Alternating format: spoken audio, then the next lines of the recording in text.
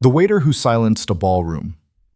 The crowd laughed as champagne flowed and a scarred woman sat alone in the corner, invisible despite the glittering lights.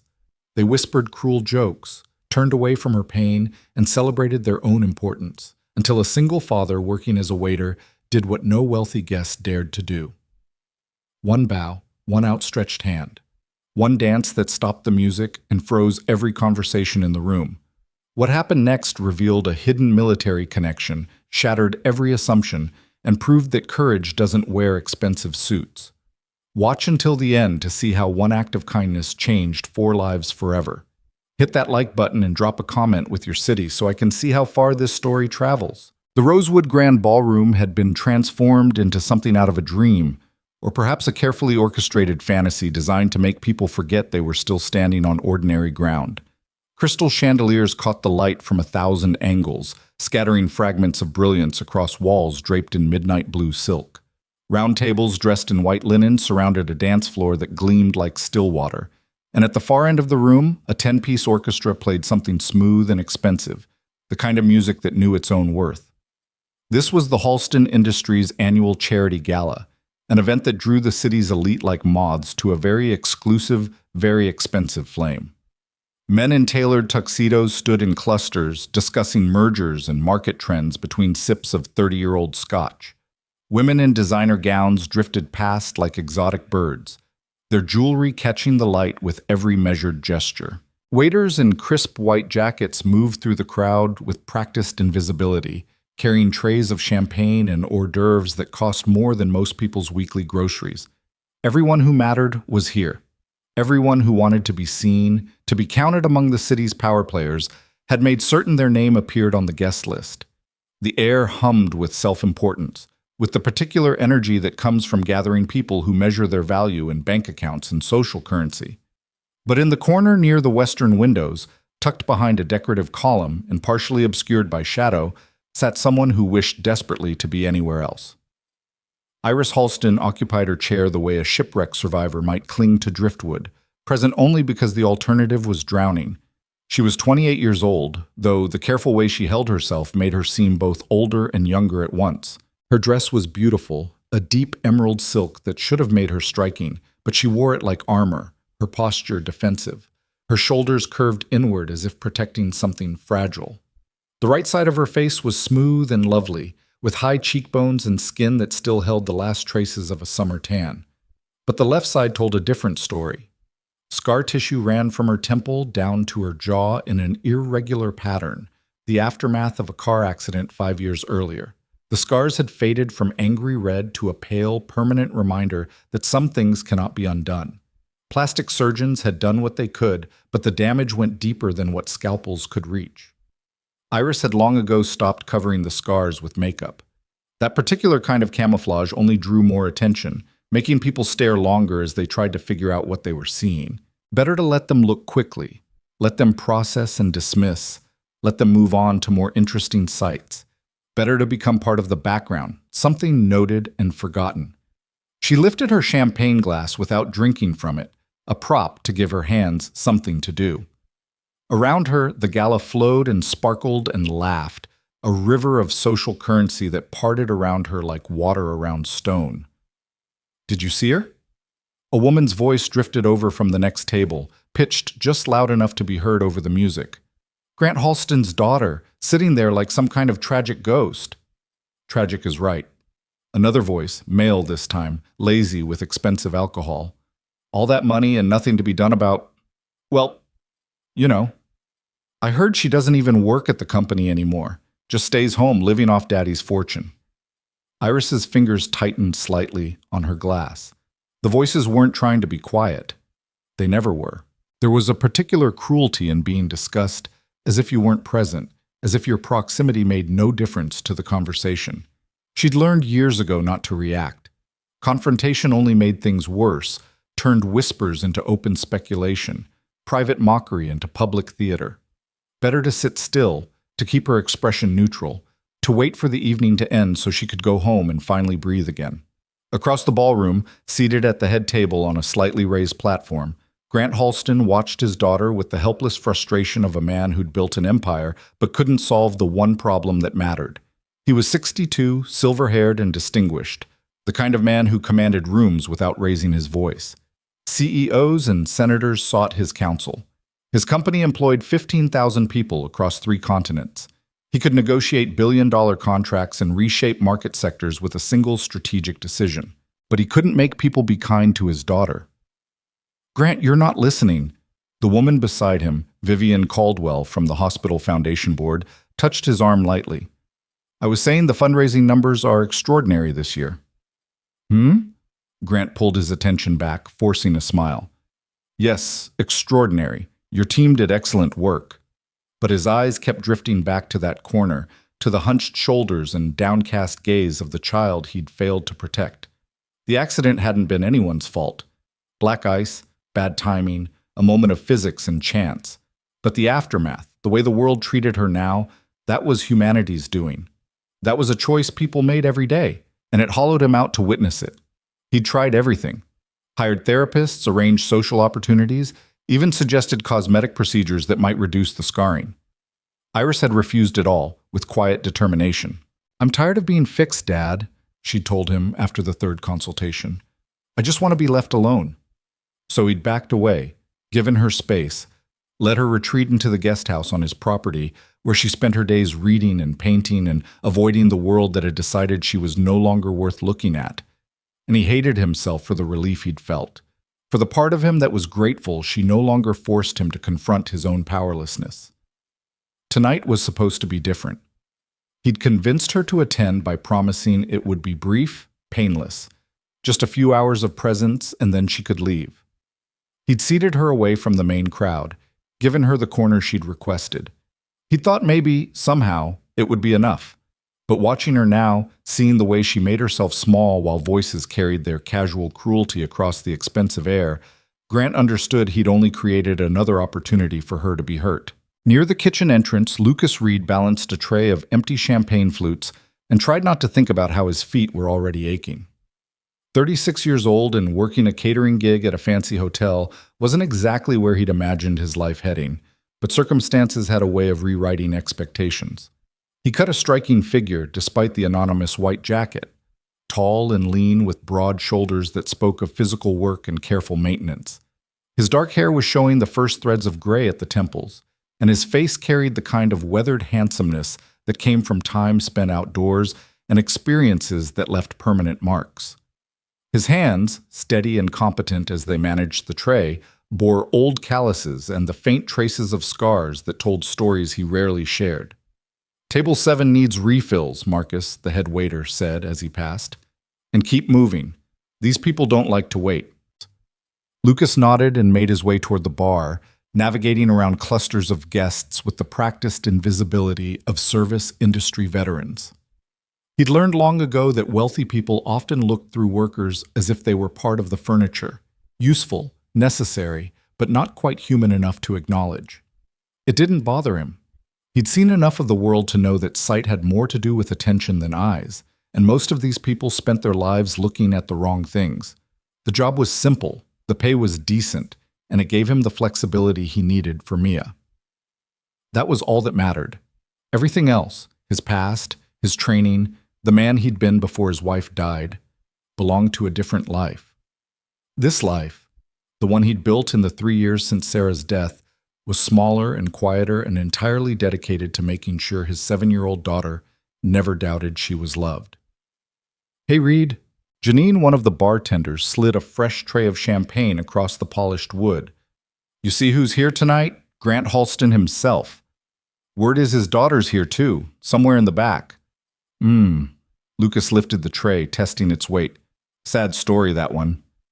Janine lowered her voice, leaning in with the conspiratorial tone of someone sharing gossip. "Beautiful girl, apparently. Then some accident a few years back, and now she's all scarred up. They say she never goes anywhere anymore." Lucas felt something tighten in his chest, a familiar ache he recognized from his own mirror. He knew what it was like to wear damage on the outside, to have strangers look at you and decide your story before you'd said a word. His scars were mostly hidden under clothes, but they were there, Roadmap of the night his convoy hit an IED outside Kandahar, the night that ended his military career and began his long journey back to something resembling normal. "Where is she?" he asked quietly. Janine gestured vaguely toward the western wall, back corner by herself. Poor thing. Lucas moved away from the bar, his trajectory shifting slightly as he scanned the ballroom. It took him a moment to spot her, partially hidden behind the column, and when he did, something in his chest cracked open. She was beautiful. That was his first thought, immediate and certain. The scars didn't diminish that. They simply were part of the landscape of her face, no more and no less than any other feature. But it was her posture that arrested him, the particular way she held herself that he recognized bone deep. That was the stance of someone trying to disappear, someone who'd learned that being small meant being safe. He'd sat exactly like that in the months after Sarah's funeral, in the VA support groups where other broken soldiers gathered to share their brokenness. He'd held himself together with the same careful control, afraid that any loosening would lead to complete collapse. Lucas knew that posture. He knew what it cost. As he watched, a couple at the nearby table laughed, and he saw Iris flinch, barely perceptible, just a slight tightening of her shoulders.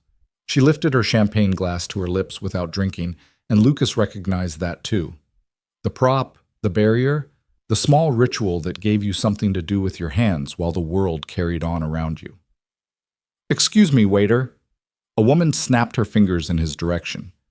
"We need more champagne at table 12. Lucas pulled his gaze away, delivered the drinks, collected empty glasses, performed his function. But his attention kept returning to that corner, to the woman who sat alone in a room full of people, present and yet profoundly invisible. The orchestra shifted into something slower, a waltz that drew couples onto the dance floor. Grant Halston stood, offering his hand to Vivian Caldwell with practiced courtesy. Around the room, other pairs joined them, men in expensive tuxedos guiding women in gowns that cost more than most cars, everyone performing the elaborate dance of social status and carefully maintained appearances. Iris watched them with the detached interest of someone observing a foreign custom. She'd loved dancing once, before the accident. Her mother had enrolled her in ballet at age 5, and she'd continued through high school, spending hours at the bar perfecting her turnout and extension. There'd been something pure about it, the way movement could express things words couldn't reach. She hadn't danced in 5 years, hadn't felt the music move through her body, hadn't trusted anyone to look at her that closely, to hold her that near. Dancing required being seen, and being seen meant being judged. Better to stay still. Better to wait for the evening to end. Oh, look at them. The woman at the next table was back, her voice carrying that particular tone of false sympathy that was somehow worse than open mockery. All those beautiful couples. Must be hard for Grant's daughter watching, knowing she'll never… Carol.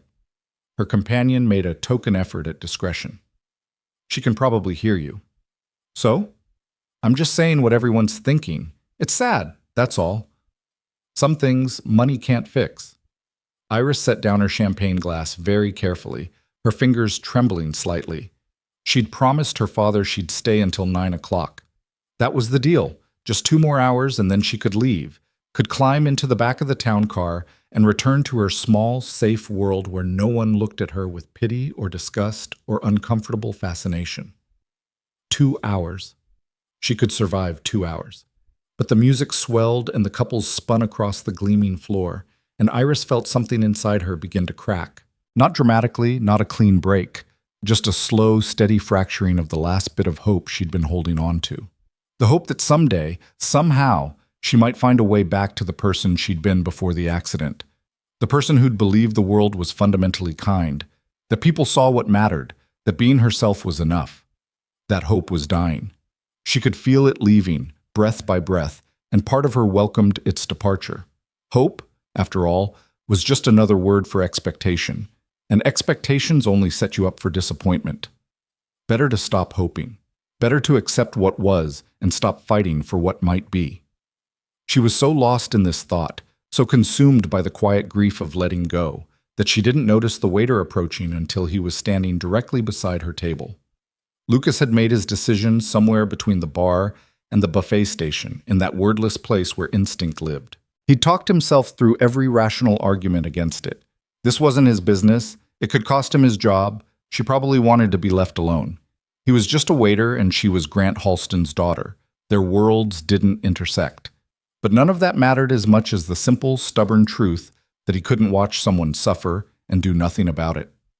He'd learned that lesson in the worst way possible, in the months after Sarah's diagnosis, when he'd watched cancer systematically dismantle the woman he loved. She'd asked him once, near the end, what he wished he'd done differently. Everything, he'd said, holding her hand in the hospice room. I wish I'd done everything louder and sooner and bigger. Sarah had smiled, her voice already thin and distant. Then promise me something, Lucas. Promise me you'll never look at someone who's hurting and turn away. Promise me you'll be brave enough to be kind, even when it's awkward or inappropriate or doesn't make sense. He'd promised. And he'd spent the 3 years since her death trying to live up to that promise, trying to be the kind of man his daughter could be proud of, the kind of man who kept his word even to the dead. So Lucas set down his tray, straightened his jacket, and walked toward the corner where Iris Halston sat alone. She looked up when his shadow fell across her table, her expression wary and tired all at once. "Excuse me," Lucas said quietly, and even he could hear the slight rasp in his voice, the nervousness that came from doing something that might go terribly wrong. "I know this is probably inappropriate. I know I'm supposed to be working, and you're supposed to be a guest, and there are about a dozen rules I'm breaking right now." Iris stared at him, her eyes, one gray-green, the other marked by a slight cloudiness from the accident, widening slightly. She opened her mouth, but no sound came out. Lucas took a breath and kept going, the words tumbling forward before he could second-guess them. "But I've been watching you sit here all evening, and I've watched people walk past you like you're invisible, and I've listened to them say cruel things like, you can't hear them, and I just—" He paused, searching for words that wouldn't sound patronizing or pitying. "I just think that's wrong. I think you deserve better than that." Iris's voice came out as barely more than a whisper. "I don't understand." Lucas extended his hand, palm up, an off-offering rather than a demand. "Would you dance with me?" The question hung in the air between them, impossible and immediate. Around them, the ballroom continued its elaborate performance, couples whirling across the floor, conversations flowing like expensive wine, music wrapping everything in a veneer of elegance. But in this small pocket of space, time seemed to pause, waiting for her answer. Iris looked at his outstretched hand as if he'd offered her a live grenade. Her first instinct was to refuse, to thank him politely and send him away, to protect them both from whatever disaster this would inevitably become. She could already imagine the whispers, the stares, the way this kind gesture would transform into tomorrow's gossip. But there was something in his eyes, a steadiness, a depth of understanding that suggested he knew exactly what he was asking and why it mattered. This wasn't pity. This wasn't charity or a dare or some elaborate joke. This was something else, something she'd almost forgotten existed. This was seeing. "I can't," Iris said, the words automatic, defensive. "I haven't danced in years. I don't remember how, and I'll help you," Lucas said simply. "And if you step on my feet, I promise I've survived worse." A sound escaped her throat, something between a laugh and a sob. "You'll get fired." "Maybe." Lucas kept his hand extended, steady and patient. "But I've worked worse jobs, and I'll find another. This moment, though," he paused, holding her gaze. "This moment only happens once, and I think you deserve to be asked. I think you deserve to say yes if you want to." Iris felt tears prickling at the corners of her eyes, hot and unexpected. When was the last time someone had offered her a choice instead of making assumptions? When was the last time someone had looked at her and seen possibility instead of limitation? She glanced toward the head table where her father stood with Vivian Caldwell, laughing at something Grant had said.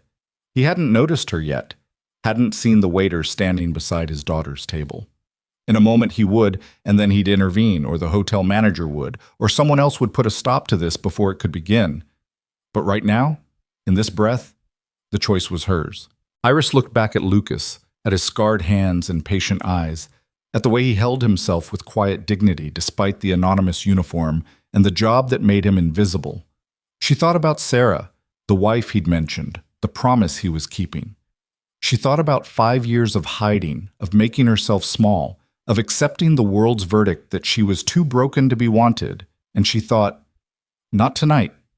Tonight, just for one dance, I want to be someone who says yes. Iris placed her hand in his. Okay.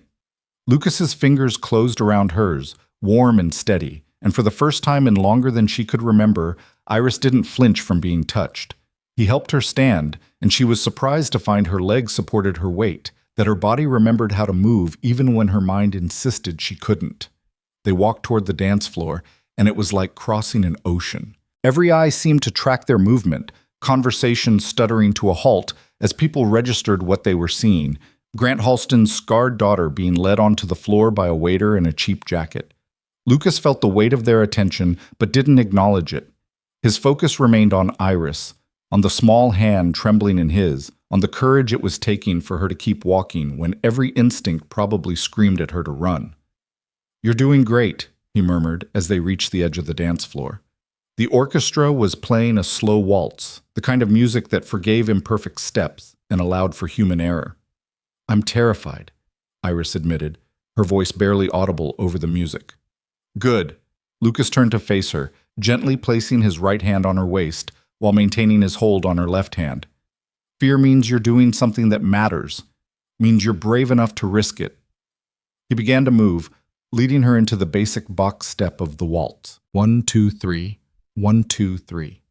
Simple and steady, giving her time to remember, to trust, to breathe. Iris stumbled slightly on the first turn, her body stiff with anxiety.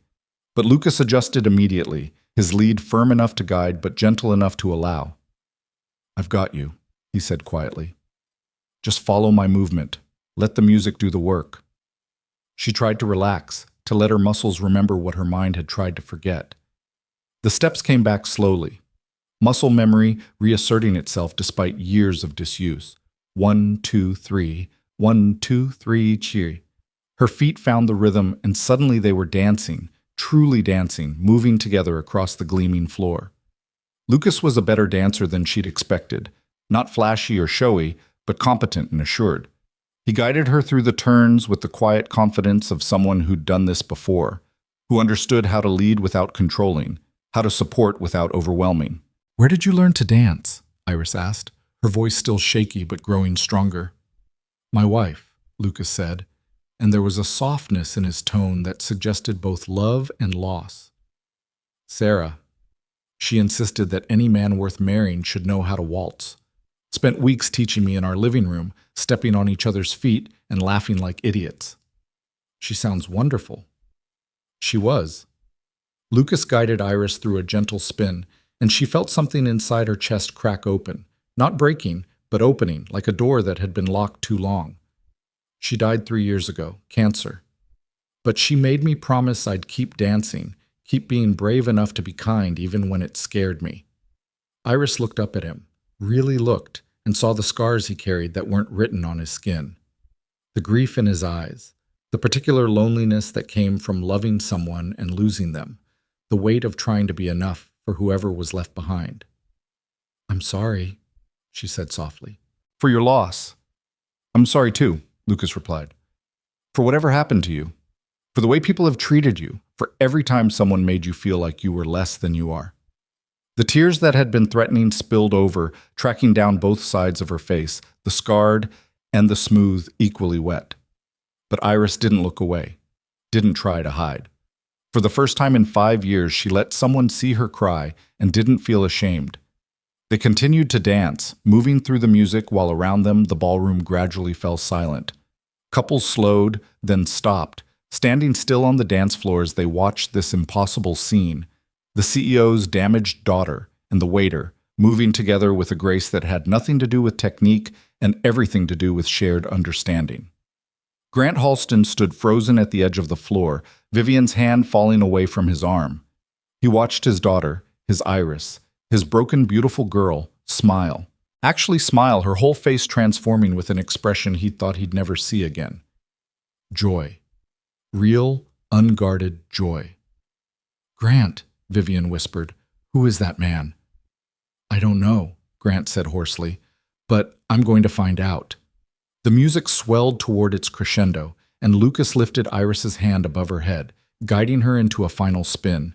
She moved with him, trusting, and when the spin completed, she was laughing, a sound so unexpected and pure that several people in the crowd gasped. The orchestra held the final note, letting it ring through the silent ballroom, and then the music stopped. Lucas and Iris stood in the center of the dance floor, his hand still on her waist, her hand still in his. They were both breathing hard, both smiling, both aware that something profound had just occurred and unsure what to do with it. "Thank you," Iris said, and her voice was steady now, clear and certain. "Thank you for seeing me." Before Lucas could respond, the ballroom doors burst open with a bang that made everyone jump. A small figure in a pink dress came running across the polished floor, pigtails flying, clutching a piece of paper in her hand. She was 7 years old, all skinny limbs and endless energy, and she was calling out at the top of her lungs, "Daddy! Daddy! I drew you a picture!" Lucas's eyes widened in alarm as his daughter, who was supposed to be at home with the babysitter, barreled toward him with the single-minded determination of a heat-seeking missile. "Mia? What are you? How did you—" Mia skidded to a stop beside them, panting and grinning, waving her drawing like a victory flag. "Mrs. Chen brought me. She said you were working at the fancy party, and I wanted to give you this." She thrust the paper at Lucas, and he took it automatically, his mind still trying to catch up with this development. The drawing showed 2 stick figures on what was clearly meant to be a dance floor, surrounded by hearts and stars. Above them, in Mia's careful printing, were the words, "Daddy dancing with a princess." Iris stared at the drawing, then at Mia, then back at the drawing. Something in her chest expanded, warm and unexpected. "Princess?" she said softly. Mia looked up at her, completely unaware of scars or social hierarchies or any of the complicated adult things that made the world difficult. She saw a pretty lady in a green dress who'd been dancing with her daddy, and that was enough. "You're really pretty," Mia announced with the brutal honesty of children. "And your dress is my favorite color. Are you a real princess? Do you live in a castle?" Lucas made a strangled sound that might have been a laugh or a groan. "Mia, you can't just—" But Iris was kneeling down, bringing herself to Mia's level, and her face had transformed into something radiant. "Not a real princess," she said gently, "but I like that your daddy dances like a prince. Where did he learn to be so brave?" "From my mommy," Mia said matter-of-factly. "She's in heaven now, but she taught Daddy that being brave means being nice to people, especially when other people aren't looking." The words landed in the silence like stones in still water, rippling outward. Around the ballroom, people shifted uncomfortably, suddenly aware of how they'd spent their evening, gossiping and judging and ignoring a woman who'd been sitting alone while they celebrated their own importance. Grant Halston pushed through the crowd, moving toward his daughter with his heart in his throat. He'd watched the dance, watched her transformation, and now he was watching her kneel beside a child in a pink dress, smiling like she used to before the world taught her to hide. "Iris," he called out, his voice rough with emotion. She looked up, and their eyes met across the distance. In that moment, Grant saw what he'd been missing. Not that his daughter was broken, but that she'd been waiting for someone brave enough to see her, to choose her, to remind her that she was worthy of being chosen.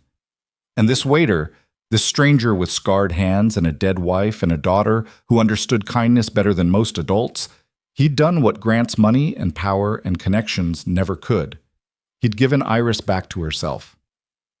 "Dad," Iris said, standing up and keeping one hand on Mia's shoulder, "this is Lucas. He asked me to dance." Grant extended his hand to Lucas, and there was a gravity to the gesture that transcended social hierarchy. This wasn't a CEO greeting an employee. This was a father thanking the man who'd saved his daughter's life in the most unexpected way possible. "Thank you," Grant said simply, and those 2 words carried the weight of 5 years of helpless watching, of prayers unspoken, of love that hadn't known how to help. Lucas shook his hand, then glanced around at the crowd that had gathered, at the orchestra standing frozen with their instruments, at the hotel manager hovering near the edge of the floor with a panicked expression. "I should probably go," Lucas said quietly. "I've caused enough disruption for one evening." "No." The word came from Iris, sharp and definitive. She turned to face the crowd, and for the first time in 5 years, she didn't lower her gaze or try to make herself invisible. Everyone's already looking, everyone's already talking, so let's give them something worth saying. She took Lucas's hand again, and this time there was no hesitation in the gesture. One more dance, please, I want them to see. Lucas looked at her, really looked, the way he'd been looking all evening, and saw not damage or limitation, but fierce, defiant courage. Iris Halston had spent 5 years being invisible, and she was done. Done hiding, done apologizing for existing, done letting other people's comfort matter more than her own dignity. One more dance, Lucas agreed, and the orchestra, responding to some unspoken cue, began to play again.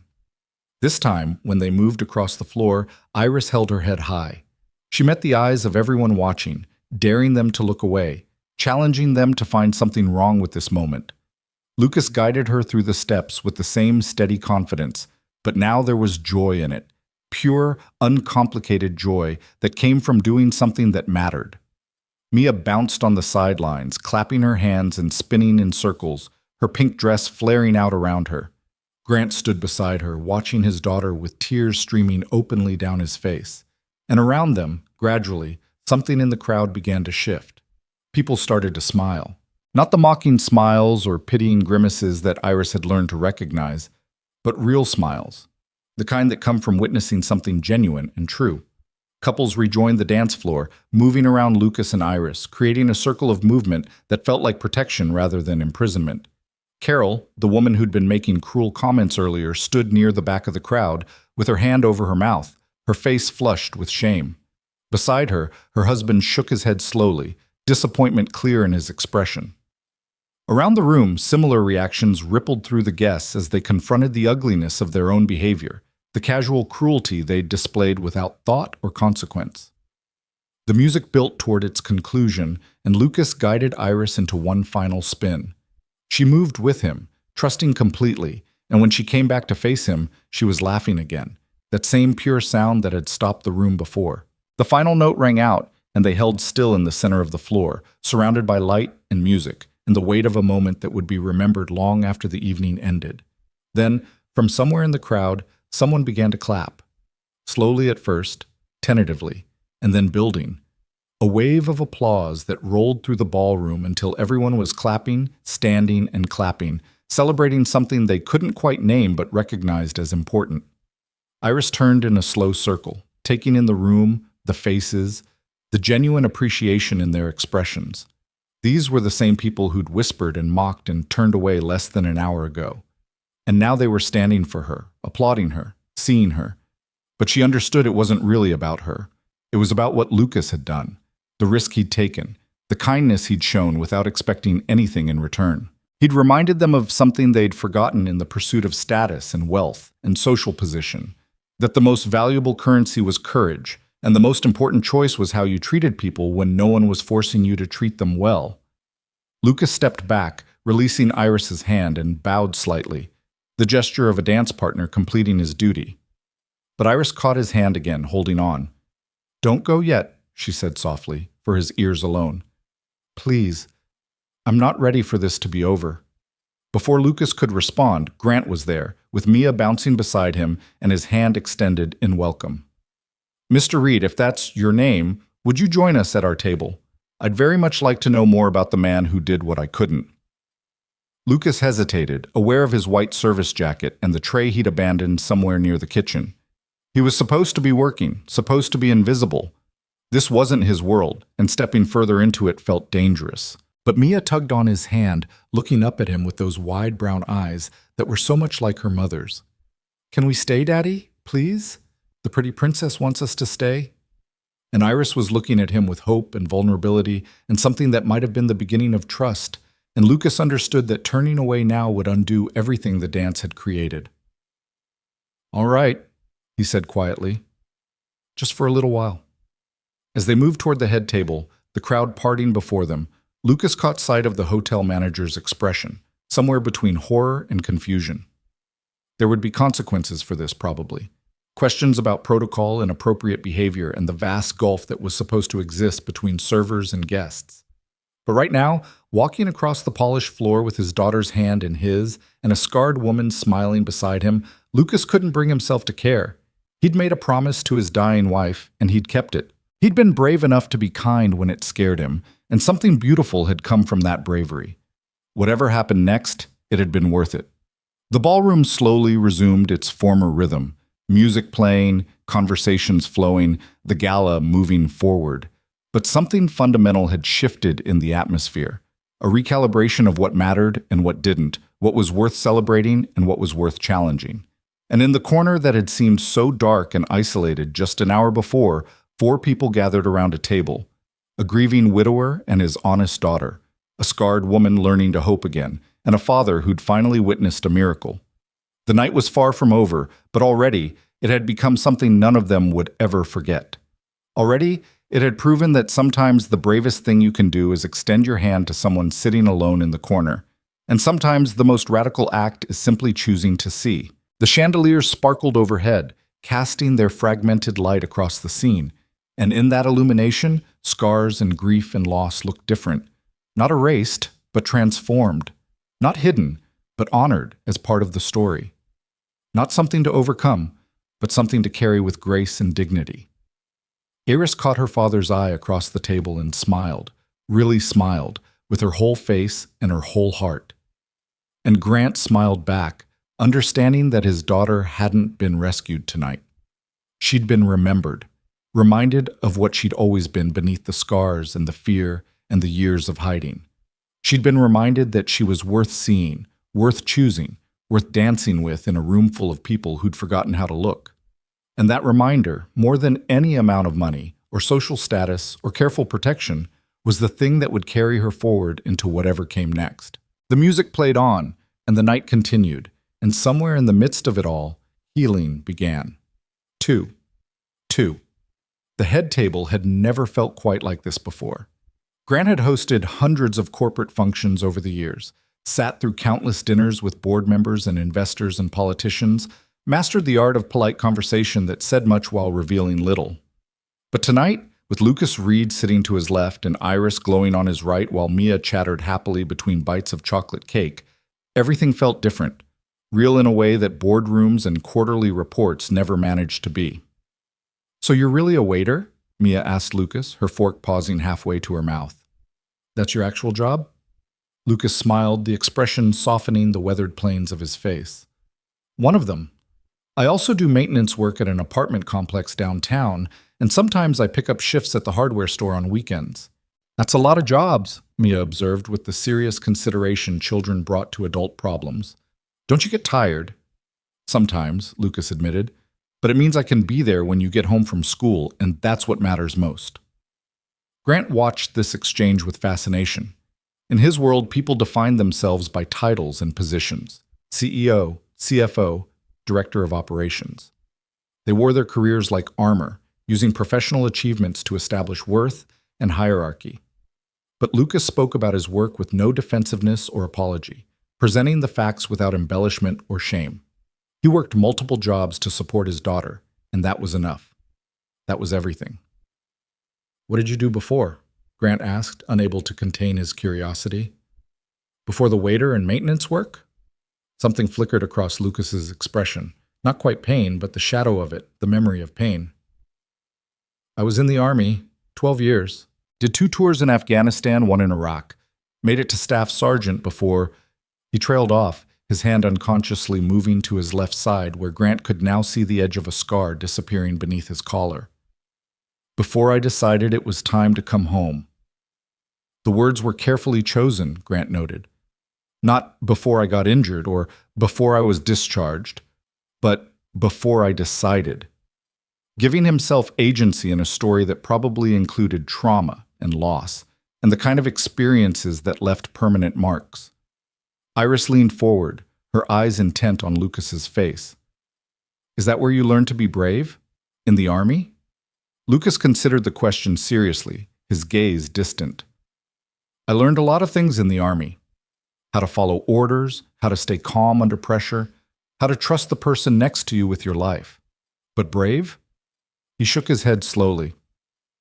"The Army taught me about courage in combat, about pushing through fear when the mission demanded it, but being brave in the ways that matter, being kind when it's inconvenient, standing up when it's easier to sit down, choosing to see people when everyone else looks away. That's different. That's harder. Sarah taught you that? Mia said matter-of-factly, reaching for her milk. Mommy taught Daddy about the important kind of brave. Lucas's throat worked, emotion flickering across his features before he controlled it. Yeah, sweetheart. Mommy taught me the important stuff. Grant felt something crack in his chest, a fissure opening in the careful walls he'd built around his own grief. He'd lost his wife too, 15 years ago, to an aneurysm that struck without warning or mercy.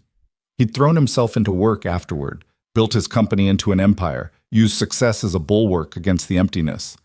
But he'd never learned what Lucas seemed to understand instinctively, that grief didn't have to harden you, that loss could teach tenderness instead of cynicism. I'm sorry about your wife, Grant said quietly. Losing a partner, there's no preparation for that kind of pain. Lucas met his eyes, and in that look passed an understanding that needed no elaboration. They were members of the same unwanted club, men who'd loved and lost and learned to carry on because there was no other choice. Thank you. And I'm sorry for whatever you lost too. I can see it in how you look at your daughter, that fear of losing someone else you love. The observation landed with uncomfortable accuracy. Grant glanced at Iris, who was watching him with an expression he couldn't quite read. I nearly lost her, he said, the words emerging before he could stop them. 5 years ago. The accident. It was black ice on the highway, another driver who lost control. Iris's car flipped 3 times. When I got to the hospital, they said, he had to pause, swallow against the memory. They said it was a miracle she survived. But after that, after I understood how close I'd come to losing my only child, I didn't know how to let her live without wrapping her in bubble wrap and locking all the doors, Lucas finished gently. I know that feeling. After Sarah died, I was terrified something would happen to Mia. Wouldn't let her ride her bike without full body armor, practically. Made her hold my hand crossing empty parking lots. It took me a year to realize I wasn't protecting her. I was teaching her that the world was something to fear instead of something to engage with. How did you stop? Grant asked, and he was aware that he was leaning forward now, desperate for the answer. How did you learn to let go? Lucas smiled slightly, glancing at Mia, who was now arranging her remaining cake into what appeared to be a small fortress. I didn't, not completely, but I started trusting her more than I trusted my fear.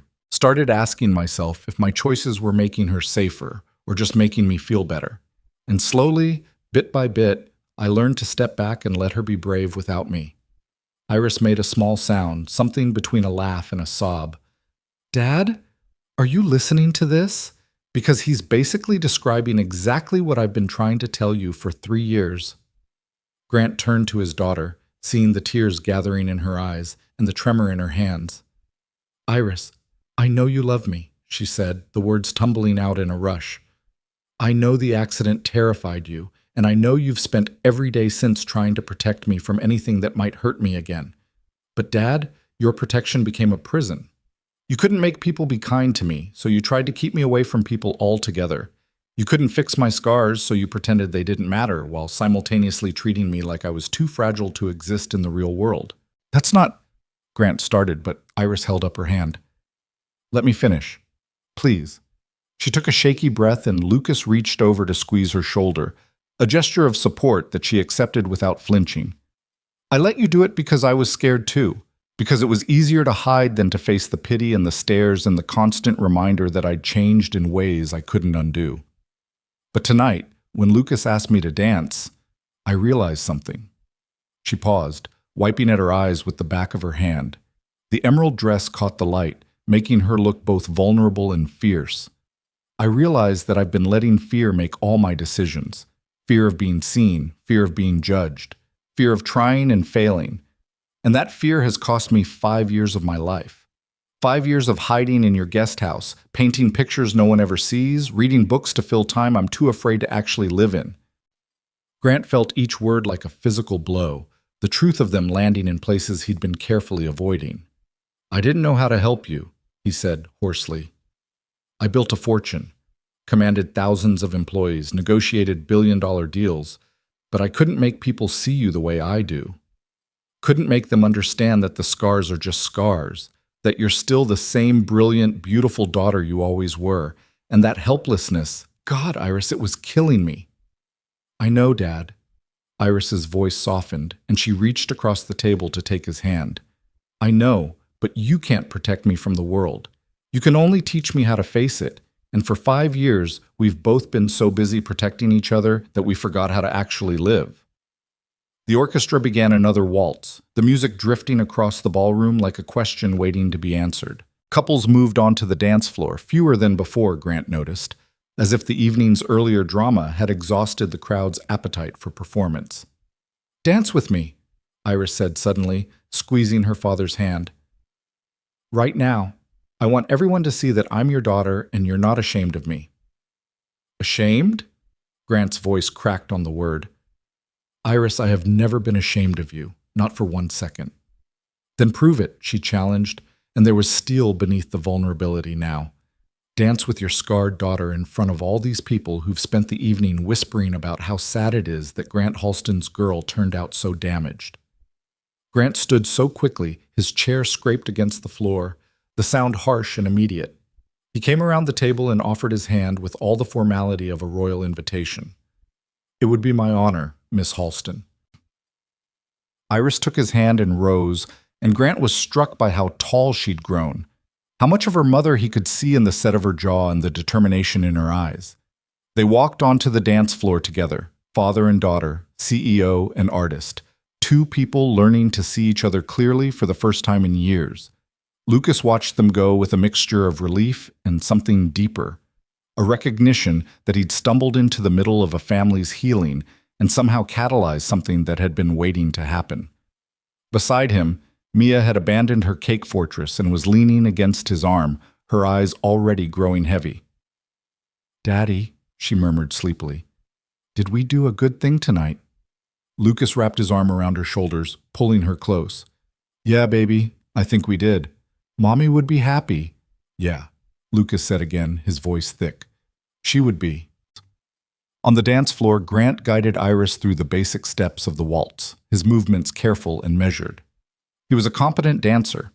Ballroom lessons had been part of his business education, another tool in the arsenal of executive performance. But dancing with his daughter was different from dancing with board members' wives or potential investors. This mattered in ways that business never had. I'm sorry, he said as they turned, his voice low enough that only she could hear. For making you feel like you needed to hide. For treating your healing like a project I could manage instead of a journey you needed to walk. For being so afraid of losing you that I forgot to let you live. Iris's eyes filled with tears again, but she was smiling through them.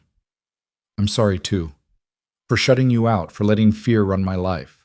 For blaming you when I was just as responsible for the walls between us. They moved in silence for a moment, finding their rhythm, remembering how to exist together without the weight of unspoken worry and unexpressed grief pressing down between them. Around them, Grant became aware of people watching, not with the mocking cruelty from earlier, but with something gentler.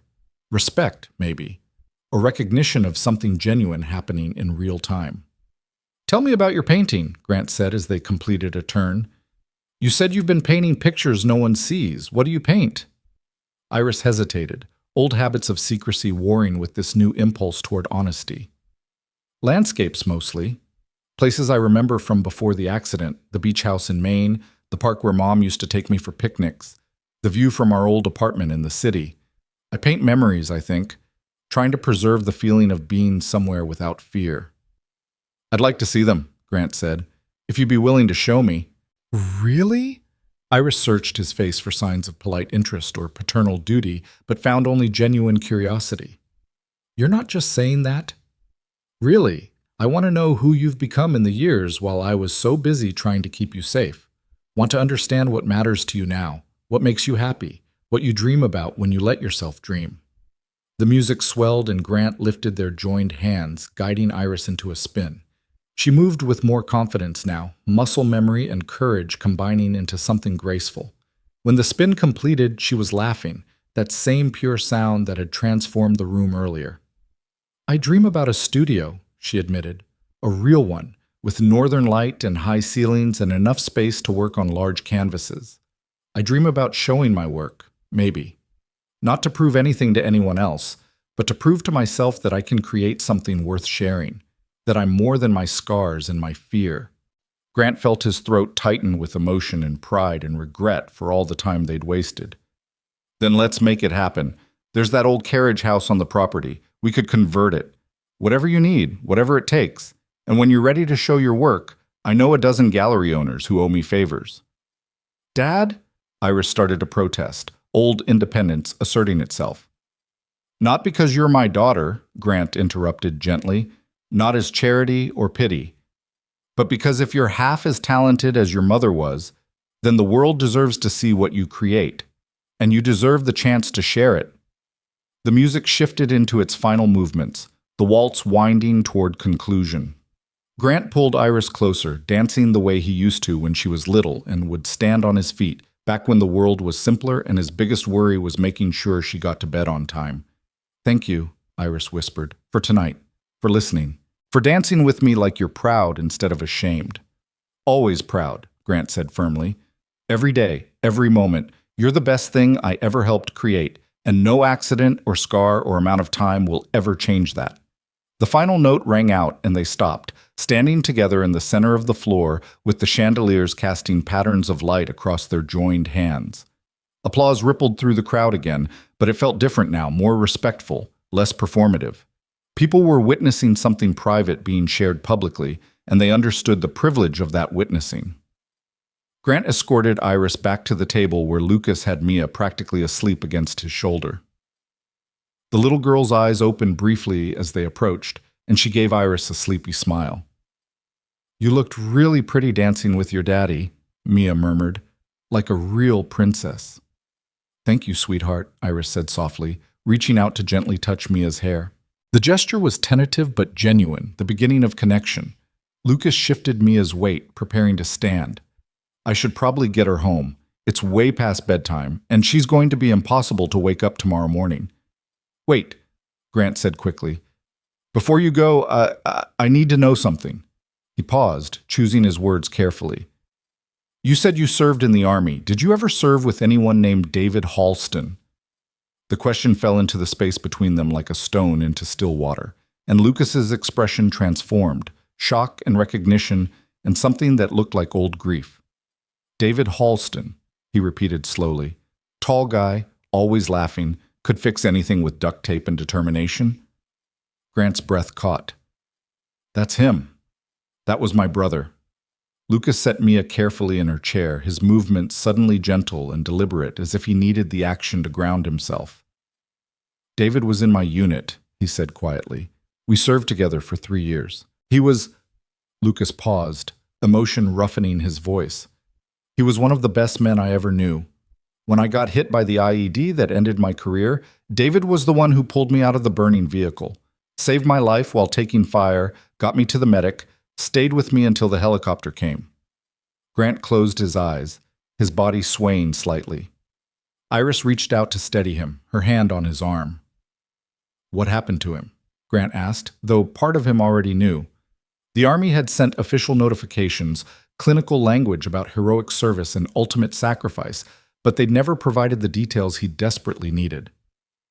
3 months after I was evacuated, Lucas said, and his voice had gone flat, the tone of someone reciting facts to keep emotion at bay. His convoy got hit. He was pulling wounded soldiers out of a damaged vehicle when a second explosion...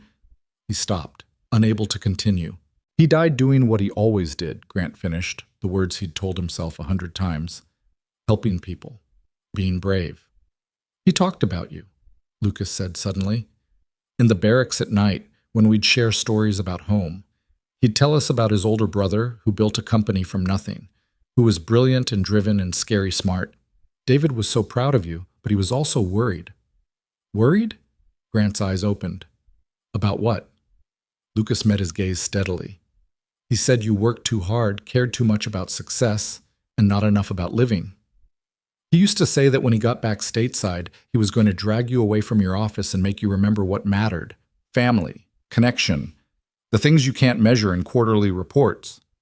The words hit Grant like a physical blow, stealing his breath. David had died 12 years ago, before Iris's accident, before everything fell apart. But his concerns had been prophetic. Grant had thrown himself even deeper into work after his brother's death, using business as an escape from grief, measuring his worth in deals closed and revenue generated. "I wish I'd listened to him," Grant said hoarsely. "I wish I'd had the chance to tell him he was right." Lucas reached into his pocket and pulled out his wallet, the leather worn and creased from years of use. He opened it carefully and extracted a small piece of metal. A military coin, Grant realized, worn smooth from handling. "David gave me this the day before my evacuation," Lucas said, holding it out. It was his lucky coin, something his grandfather carried in World War II. He said it had kept him safe through 2 tours, and now it needed to keep me safe, too. Grant took the coin with trembling fingers, feeling the weight of history and sacrifice in the small piece of metal. One side bore the insignia of David's unit, the other a simple inscription: "Courage is choosing kindness when fear says run." "That was David," Grant said, his voice breaking. "Always choosing kindness." "He made me promise something," Lucas continued, his own eyes bright with unshed tears. "He said if anything happened to him, I should find you, give you that coin, and tell you something important." He paused, making sure Grant was listening. "He said to tell you that success means nothing if you're successful alone, that the only wealth that matters is the people who love you and the moments you spend with them. He said you needed to hear it from someone who understood both worlds, the one where achievement matters and the one where it doesn't." Iris was crying openly now, her hand still on her father's arm. She'd never met her Uncle David. He died before she was born, but she'd heard the stories, seen the photographs, understood that his loss had changed her father in fundamental ways. Grant stared at the coin in his palm, seeing not just metal, but a message sent across years and death and circumstance. His brother had known, even then, that Grant needed someone to shake him loose from his fixation on success. And here, 12 years later, in the most unexpected way possible, that message had finally arrived through a waiter who'd asked his daughter to dance. "Keep it," Lucas said softly. "David wanted you to have it. Wanted you to remember that the bravest thing you can do is let yourself be vulnerable. Let yourself need people. Let yourself love without worrying about the bottom line." Grant closed his fist around the coin, feeling its edges press into his palm. "How did you end up here?" he asked, gesturing vaguely at the ballroom. "Working as a waiter, of all things. After everything you did, everything you sacrificed, after everything I survived," Lucas corrected gently. "I came home with scars and nightmares and a determination to be present for my daughter. The Army offered me a medical retirement, and I could have pushed for disability benefits that would have paid more. But I wanted to work, wanted to feel useful, wanted jobs that gave me flexibility to be the parent Mia needed." He shrugged, the gesture self-deprecating. "Turns out catering gigs are perfect for that. I work when I want, take time off when I need to, and nobody asks questions about my past." "But you could do so much more," Grant protested. "With your experience, your skills, I could make calls, open doors." "Mr. Halston," Lucas interrupted, and his voice was kind but firm. "I appreciate the offer, truly, but I don't need doors opened. I need to be home when Mia gets off the school bus. I need to help with her homework and make her dinner and tuck her in at night while remembering that my wife isn't there to do it with me. I need a life that's small enough to manage and flexible enough to adjust when grief catches up with me." He smiled slightly. "Success looks different when you've lost everything that mattered. Sometimes it looks like being able to pay rent and make pancakes on Saturday morning and not falling apart when your daughter asks why other kids have mommies and she doesn't." The honesty in his words silenced Grant's protests. He'd spent decades measuring success in dollars and deals, in power and position, in the tangible markers of achievement that proved his worth to the world. But Lucas was describing something different, a success measured in presence and patience, in showing up and staying steady, in being enough even when you felt like you were barely surviving. "I think David would have liked you," Grant said finally, "would have appreciated your priorities." "I think he would have liked who you're becoming," Lucas replied, glancing at Iris. "Someone willing to listen, willing to change, willing to dance with his daughter in front of a room full of people who forgot how to see her." Mia stirred against Lucas's side, mumbling something about princesses and cake. He scooped her up gently, settling her against his shoulder with the practiced ease of single parenthood. "We really do need to go," he said apologetically. "But thank you. For not having me thrown out, for listening, for treating me like a person instead of just the help." "Thank you," Grant countered, "for giving me back my daughter, for showing both of us that courage and kindness matter more than all the money and power in the world." Iris stood as well, and before Lucas could move away, she reached out and hugged him, a quick, fierce embrace that surprised them both. "Thank you for asking me to dance," she whispered. "Thank you for seeing me." "You were always worth seeing," Lucas said simply. "I just helped you remember that." He turned to leave, carrying his sleeping daughter toward the exit, and Grant watched them go with a strange mixture of gratitude and loss.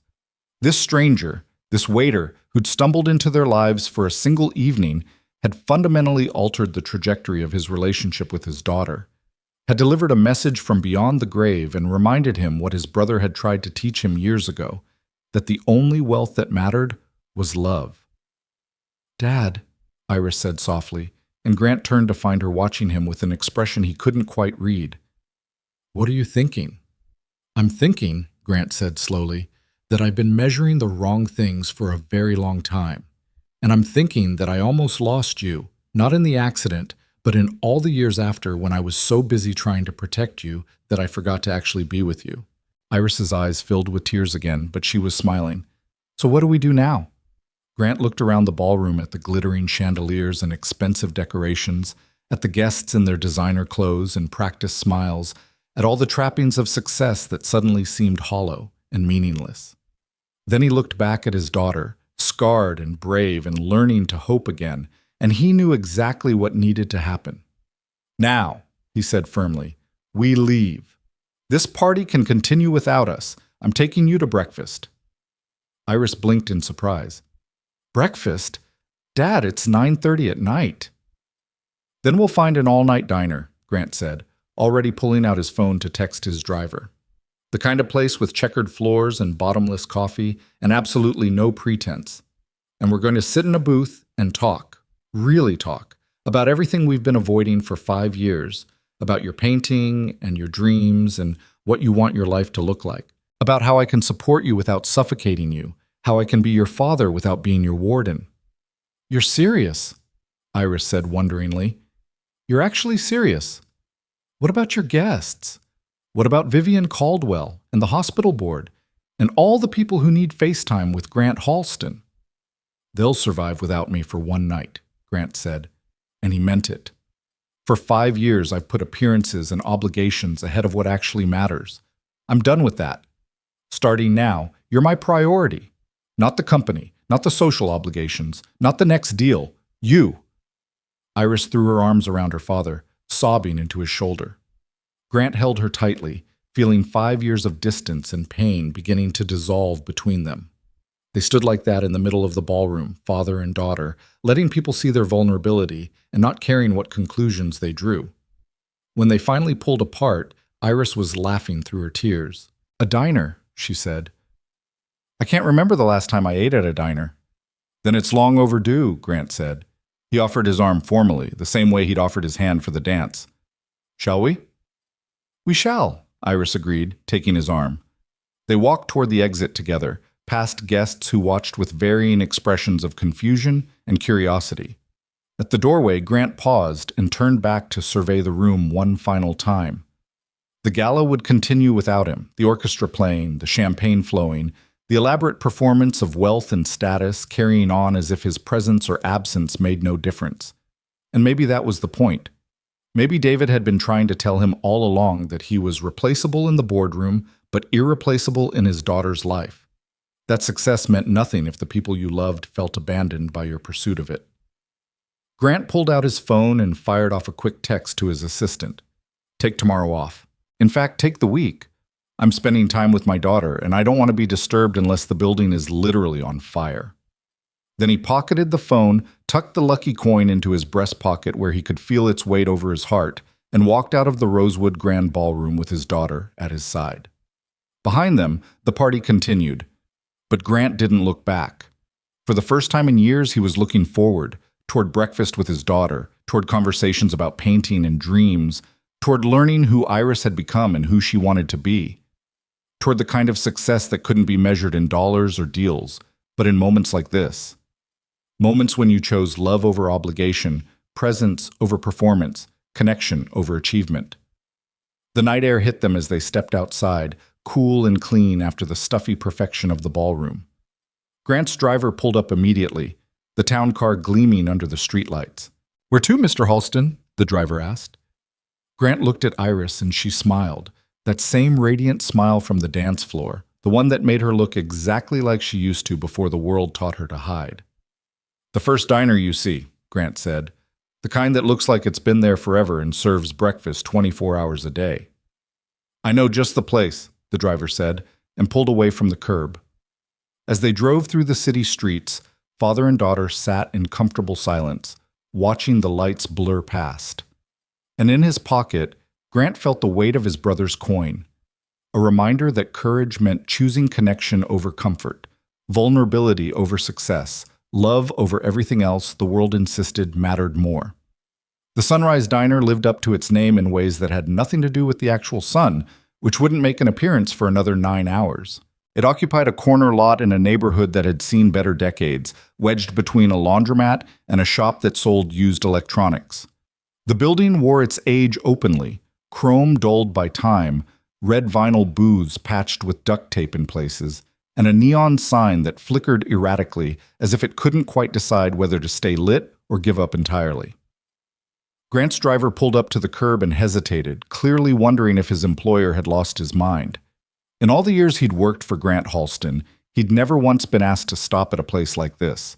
Country clubs? Yes. Michelin-starred restaurants? Certainly. Private dining rooms where deals worth millions got hammered out over aged whiskey and rare steaks. But never a diner with cracked parking lot asphalt and a handwritten sign in the window advertising best meatloaf in town, fight us. "This is perfect," Grant said, opening his door before the driver could get out to do it for him. "Give us 2 hours. Go get yourself some dinner, take a break."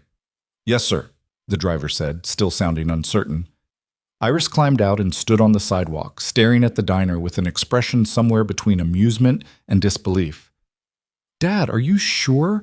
We could go somewhere." "Somewhere more appropriate for a CEO and his daughter?" Grant finished, raising an eyebrow. "Somewhere with cloth napkins and wine lists and waiters who know my name? That's exactly what we're not doing tonight." He pushed open the door and a bell chimed overhead, the sound cheerful and worn. Inside, the diner was exactly what Grant had hoped for, authentically itself, with no pretense or performance. A long counter ran along one wall lined with red vinyl stools that had molded themselves to decades of backsides. Booths occupied the opposite wall, their tables topped with speckled formica that had survived countless spills and scratches. The air smelled like coffee and frying onions and something sweet that might have been pie.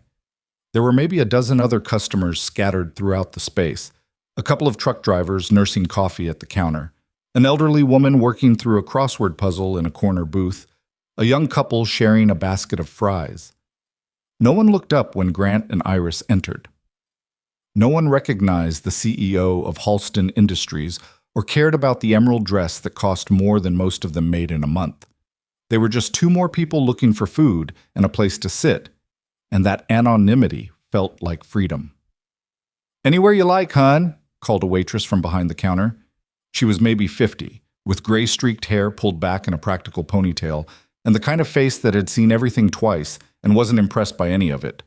Her name tag read Dolores in faded letters. Grant guided Iris to a booth near the back window where they could watch the street and gestured for her to slide in first. The vinyl squeaked under them, and the table wobbled slightly until Grant folded a napkin and wedged it under one leg. Dolores appeared a moment later with 2 plastic menus and a coffee pot. "Coffee?"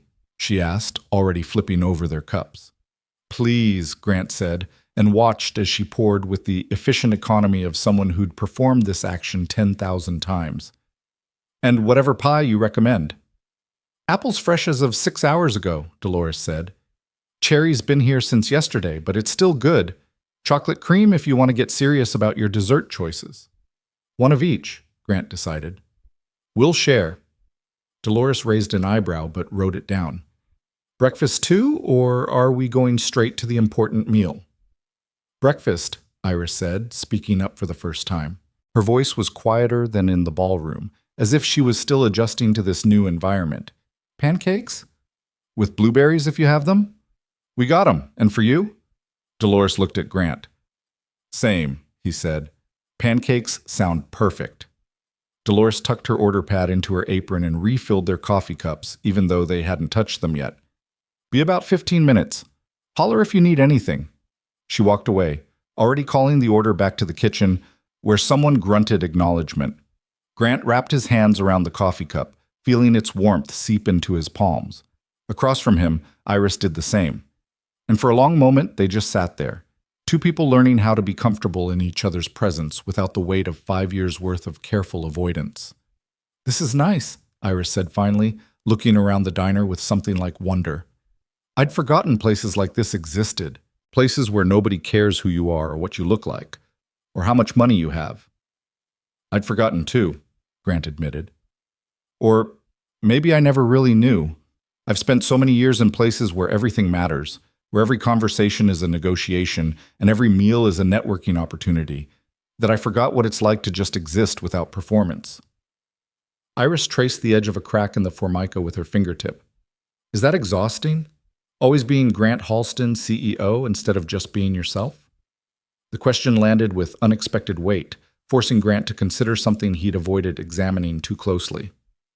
Sometimes, he said slowly, but I think I stopped noticing the exhaustion after a while. It just became normal, the way you get used to wearing uncomfortable shoes if you wear them long enough. You forget what it feels like to walk without pain. And now? Iris asked, meeting his eyes. Tonight, walking out of that gala, did that feel like taking off uncomfortable shoes? Grant smiled despite himself. Yeah, it did. Though I'm probably going to get some angry calls tomorrow from board members who expected me to stay until the end. Will that cause problems for you? Leaving your own event? Probably, Grant said, and discovered he didn't care.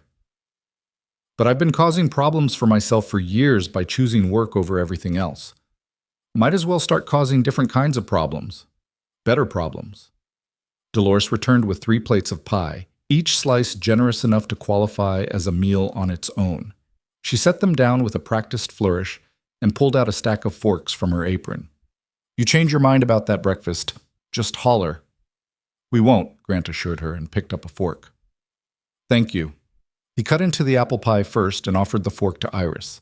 She accepted it, tasting carefully, and her eyes widened. Oh my God, that's amazing. Where has this been all my life? Right here, apparently, Grant said, trying the cherry next. On a corner in a neighborhood I've probably driven past 100 times without noticing.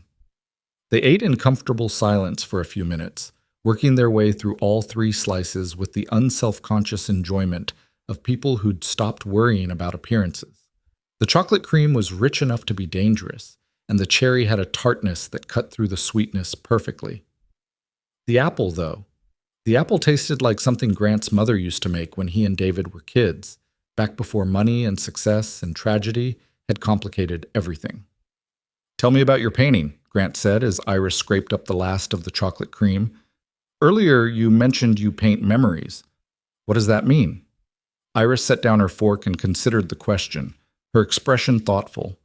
I guess it means I paint places where I felt safe, places where the world made sense before everything changed. She paused, gathering courage. After the accident, when I was in the hospital and then during recovery, I felt like I'd lost myself, like the person I'd been had died in that car, and I didn't know who I was supposed to be anymore. So I started painting places where I'd been happy, trying to find my way back to that version of myself. Did it work? Grant asked gently. Sometimes. For little moments when I was lost in the work, I could remember what it felt like to be whole. But then I'd finish the painting and look at it and realize I was just trying to live in the past, because I was too scared to exist in the present. She looked down at her hands, scarred on one side from gripping the steering wheel during the crash. I've painted the beach house in Maine probably 50 times. Different seasons, different times of day, different angles. But it's always the same place, the same memory. Mom reading on the porch, you and Uncle David building that ridiculous bonfire, me hunting for sea glass along the shore. Grant felt his throat tighten at the mention of David. The beach house had been their father's, a rambling structure that had been in the family for 3 generations. They'd sold it after their parents died, unable to maintain it and unwilling to let strangers rent out their memories. "I miss that place," he said quietly. "Miss those summers when everything seemed simple." "Nothing was actually simple," Iris pointed out. "We just didn't see the complicated parts because we were kids, and Mom and Dad did all the hard work of making life look easy. But I understand what you mean." There was a feeling there, a sense of belonging and safety that I've been trying to recapture ever since. Dolores arrived with their pancakes, massive stacks topped with butter, and accompanied by a pitcher of syrup that probably contained more sugar than medical professionals would recommend. "Enjoy," she said, already moving on to refill coffee for the truck drivers at the counter. Grant cut into his pancakes and watched steam rise from the fluffy interior. "What would you paint now? If you weren't trying to recapture the past, what would you create?" Iris poured syrup over her stack with careful deliberation, watching it pool and spread. "I don't know," she admitted. "That's part of what scares me about moving forward. I've been hiding for so long that I don't know what I actually want anymore. Don't know what makes me happy beyond feeling safe." "Then maybe," Grant suggested carefully, "that's what you paint. The not knowing. The process of figuring it out. The feeling of standing at the edge of something new and being both terrified and curious." Iris looked up sharply, surprise clear in her expression. That's a good idea. I never thought about painting the uncertainty. Always assumed art was supposed to be about beauty or meaning or capturing some perfect moment." "Some art is," Grant said, "but the art that means something, the art that changes people, is usually about truth. And right now your truth is that you're scared and scarred and trying to figure out how to live again. That's worth painting. That's worth sharing." They ate their pancakes while the diner hummed with quiet life around them. The elderly woman finished her crossword and left a few dollars on the table, waving at Dolores on her way out. The young couple paid their bill and departed hand in hand, laughing about something. One of the truck drivers ordered a slice of pie to go, chatting with Dolores about road conditions and weather forecasts. Normal life, Grant thought. This was what normal looked like. People going about their nights, having conversations that weren't negotiations, eating food that wasn't trying to impress anyone. He'd been so disconnected from this version of existence that being here now felt almost foreign, like visiting a country whose language he'd once spoken fluently but had since forgotten. "Dad," Iris said, pulling him out of his thoughts, "can I ask you something about the accident?" Grant set down his fork, giving her his full attention. "Anything. Why did you blame yourself?" The question came out quietly but firmly, as if she'd been holding it for years and finally found the courage to release it. "I know you did. I saw it in how you looked at me in the hospital, how you couldn't meet my eyes when the doctors were explaining the surgeries. You acted like you'd somehow caused it." Grant felt something crack open inside him, a place he'd been carefully protecting since the night he got the call that his daughter had been in a critical accident. "Because I should have been there," he said, the words rough with old guilt. "You were driving back from that gallery opening in the city, the one where your friend was showing her work. You'd asked me to come with you, said you didn't want to drive home alone in the dark, but I had a meeting, some negotiation that seemed critical at the time, and I told you I couldn't make it." "Dad, let me finish," Grant said, needing to say this, needing her to understand. "If I'd been with you, I would have been driving. You wouldn't have been behind the wheel when that other car lost control. Or maybe I would have seen the ice earlier, reacted differently, done something to prevent the crash. Instead, I chose a business meeting over my daughter's safety, and you paid the price for that choice." Iris reached across the table and grabbed his hand, forcing him to look at her. "That's not how fault works, Dad. You didn't cause the accident. The ice caused it. The other driver losing control caused it. Bad timing and physics and terrible luck caused it. Your meeting didn't make it happen." "I know that intellectually," Grant admitted, "but emotionally, I've carried the weight of that choice every day since. Wondered if things would have been different if I'd made a different decision. And then when you shut yourself away after the accident, when you stopped working at the company and moved into the guest house and basically disappeared from life, I felt like I'd failed you twice. Once by not being there when you needed me, and again by not knowing how to bring you back. You couldn't bring me back because I wasn't ready to come back, Iris said, and there was a firmness in her voice that reminded Grant of her mother. You wanted to fix me, wanted to make everything better, but healing doesn't work that way. I had to learn how to exist as this new version of myself, the one with scars and trauma and a completely different relationship with the world. And I had to do that work alone because no one else could do it for me. But I could have supported you better, Grant protested. Could have listened instead of trying to solve, could have asked what you needed instead of assuming I knew. You're right, Iris agreed, and the honesty in her admission surprised him. You could have. We both could have done a lot of things differently. But Dad, we can't go back and redo the last 5 years. We can only decide what happens next. And tonight feels like a beginning. Like maybe we're finally ready to actually see each other instead of seeing our own guilt and fear reflected back. Grant squeezed her hand, feeling tears prick at his eyes for the second time that evening. He'd cried more tonight than he had in the decade since his wife's death. All these emotions he'd carefully compartmentalized, suddenly demanding acknowledgement. I'm sorry, he said hoarsely, for all the ways I got it wrong, for being so afraid of losing you that I forgot to actually be present with you. I'm sorry too, Iris said, for shutting you out, for letting fear make all my decisions, for wasting 5 years being too scared to live. But I think we're done with apologizing now. I think we're ready to actually move forward. Dolores materialized beside their booth with the coffee pot. You two need refills, or are we switching to something stronger? I got beer in the back if you're interested. Grant laughed, the sound surprising him with its genuineness. Coffee's perfect, but thank you. Suit yourself. Dolores poured for both of them and gestured at their empty plates. Pie was good? Best we've ever had, Iris said, and meant it. Damn right it was, Dolores said with satisfaction. Been making those pies for 23 years.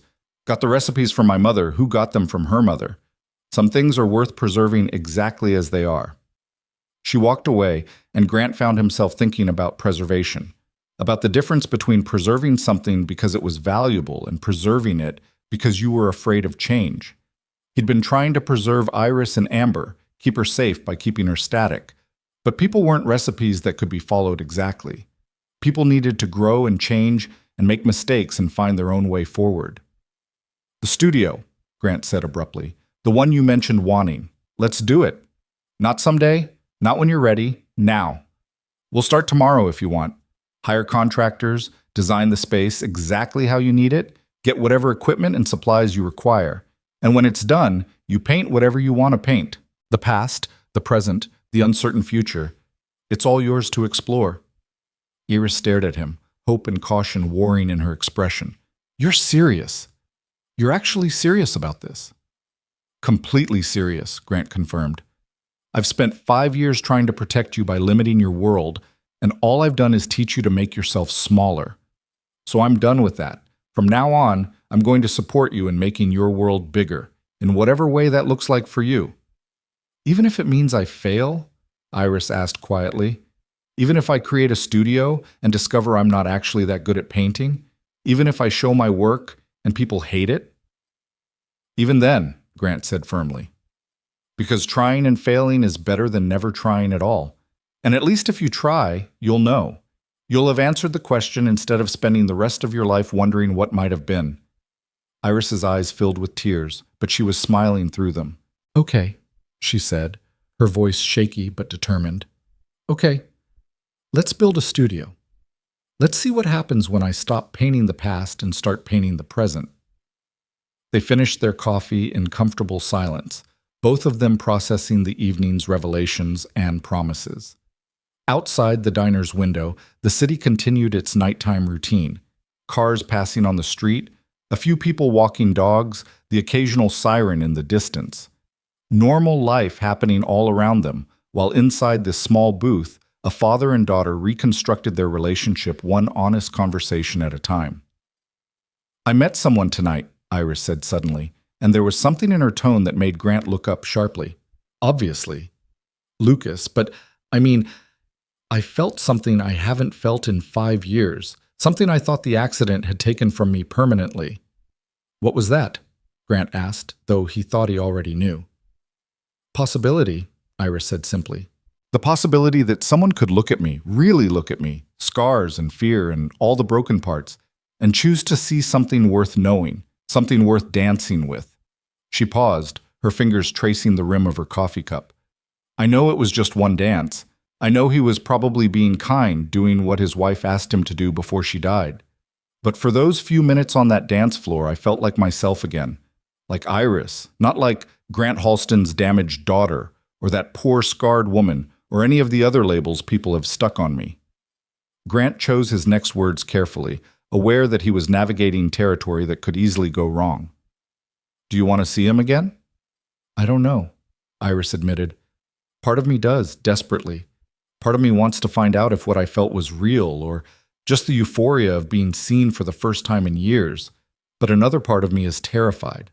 What if I seek him out and discover he was just being polite? What if I read meaning into a kind gesture and embarrassed both of us? What if... She stopped, shaking her head. What if I'm still too broken to actually connect with another person? You're not broken, Grant said firmly. You're scarred. Those are different things. Broken means can't function, can't be used, needs to be thrown away. Scarred means you've survived something difficult and carry the evidence of that survival. One is an ending, the other is a continuation of the story. Iris looked at him with surprise and something that might have been pride. When did you get so wise about emotional stuff? The last time we had a real conversation, you were trying to solve my problems with checkbooks and phone calls to plastic surgeons. I learned it from a waiter who asked my daughter to dance, Grant said with a slight smile, and from a coin that my brother wanted me to have, and from walking out of my own gala to eat pancakes at a diner. Sometimes wisdom just means finally paying attention to what's been true all along. So what do I do? Iris asked. About Lucas, I mean. Do I try to find him? Do I wait and see if he reaches out? Do I just accept tonight for what it was and move on? Grant considered this, thinking about David's coin and Sarah's promise and the way Lucas had looked at Iris with such clear recognition of her worth. I think, he said slowly, you do whatever feels honest. If you want to find him, find him. If you're not ready, that's okay too. But don't make your decision based on fear of rejection or embarrassment. Make it based on what you actually want, not what feels safest. What I actually want, Iris repeated, testing the words.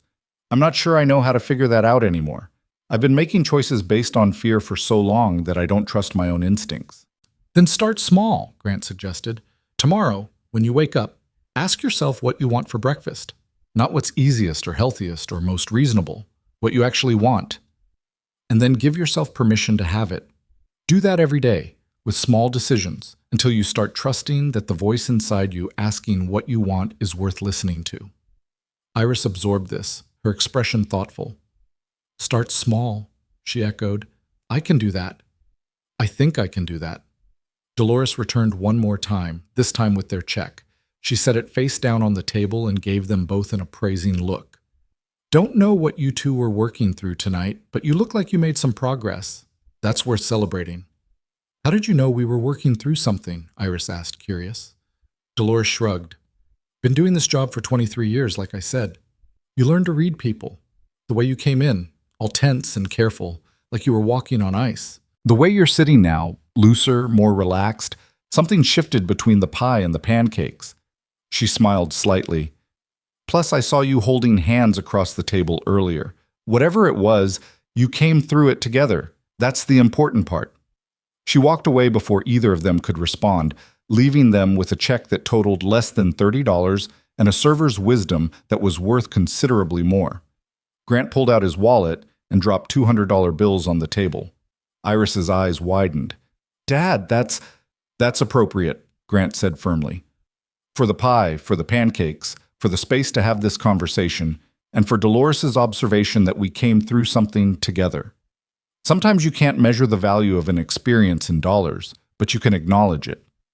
They slid out of the booth and headed for the door, both of them moving slowly as if reluctant to leave this small pocket of peace they'd found. At the counter, Dolores called out, "Come back any time. Kitchen's open 24 hours and the coffee's always fresh." "We will," Grant promised, and meant it. Outside, this night air had taken on the particular coolness that came in the hours before dawn. Grant's driver was parked across the street, the town car gleaming under a streetlight. When he saw them emerge, he started the engine and pulled up to the curb. But before they got in the car, Iris grabbed her father's arm. "Thank you," she said quietly. "For tonight. For listening. For leaving the gala. For bringing me here. For seeing me and letting me see you. I know it wasn't easy to walk away from your responsibilities. The only responsibility that matters is the one I have to you," Grant said. "Everything else is just business, and business will still be there tomorrow. But this moment, this night, only happens once. I'm glad we didn't waste it." They climbed into the car and the driver pulled away from the curb, heading back toward Grant's estate where Iris's guest house waited. But somehow, the guest house didn't feel like a hiding place anymore. It felt like a temporary station, a place to rest before embarking on the next phase of her journey. "When we get home," Iris said as they drove through the quiet streets, "can I show you my paintings? The ones I've been working on?" "I'd love that," Grant said, and felt a warmth spread through his chest that had nothing to do with the coffee or pie. His daughter was inviting him into her world, sharing the work she'd created during her years of solitude. That trust felt precious and fragile, something to be handled with care. They rode in comfortable silence, both lost in their own thoughts about the evening's unexpected journey. Grant touched the coin in his pocket, feeling its solid weight, imagining David's satisfaction at finally delivering his message across the barrier of death. His brother had known what Grant needed to hear, and somehow, through Lucas Reed and a chance encounter at a charity gala, that message had finally reached its destination. Choose connection over success. Choose presence over performance. Choose love over everything else the world insists matters more. Simple wisdom, really. The kind of thing that should be obvious but somehow got lost in the pursuit of wealth and status and achievement. Grant had built an empire by ignoring those principles, measuring his worth in market shares and quarterly profits and deals closed. But tonight, sitting in a diner with his daughter, he'd remembered what actually mattered, and that remembering felt like waking up from a long sleep, like seeing clearly after years of looking through fog. The car pulled through the gates of Grant's estate, and they drove up the long driveway flanked by ancient oaks. The main house loomed ahead, all stone and windows and architectural significance. But Grant's eyes went to the smaller structure off to the right, the guest house where Iris had been living for the past 3 years, gradually making herself smaller and quieter and more invisible. Not anymore, he thought fiercely. Not ever again. "Come on," Iris said as the car stopped. "Let me show you what I've been creating while you thought I was just hiding." She led him to the guest house, unlocking the door and flipping on lights that revealed a space that had been transformed into a working studio. Canvases lined the walls, some finished and some still in progress. Paints and brushes occupied a corner work table, organized with the careful attention of someone who took their craft seriously. The air smelled like linseed oil and turpentine and creative effort. Grant stood in the doorway, stunned by the sheer volume of work his daughter had produced. Dozens of paintings, maybe hundreds, each one depicting some scene from memory or imagination. The beach house appeared multiple times, as Iris had mentioned, but there were other subjects too. City streets at twilight, forest paths dappled with sunlight, abandoned buildings reclaimed by nature, faces of people who might have been real or imagined. "Iris," he breathed, moving closer to examine a canvas that showed a lighthouse standing against a storm. The technique was sophisticated, the use of light and shadow masterful, the emotional content palpable. "These are extraordinary. How did I not know you could do this?" "Because I never showed you," Iris said simply. "Because I was ashamed that while you were building a company and changing industries, I was hiding in your guest house painting pictures. It felt indulgent and pointless, like I was wasting my potential." "This isn't wasting potential," Grant said firmly, gesturing at the walls covered in her work. "This is using it. This is taking your talent and your pain and your experience and transforming it into something beautiful and true. Iris, you're not just good at this, you're legitimately talented. These paintings deserve to be seen." Iris hugged herself, vulnerability clear in her posture. "You really think so? You're not just saying that because you're my father." "I'm saying it because it's true," Grant said. And I'm saying it as someone who's bought expensive art from famous galleries and never felt what I'm feeling right now looking at your work. This matters, Iris. What you've created here matters. She started crying then, great heaving sobs that shook her whole body. Grant pulled her close, holding his daughter while she released 5 years of hidden grief and secret hope and carefully protected dreams. She cried for the time she'd lost, for the confidence the accident had stolen, for every moment she'd believed she was broken beyond repair.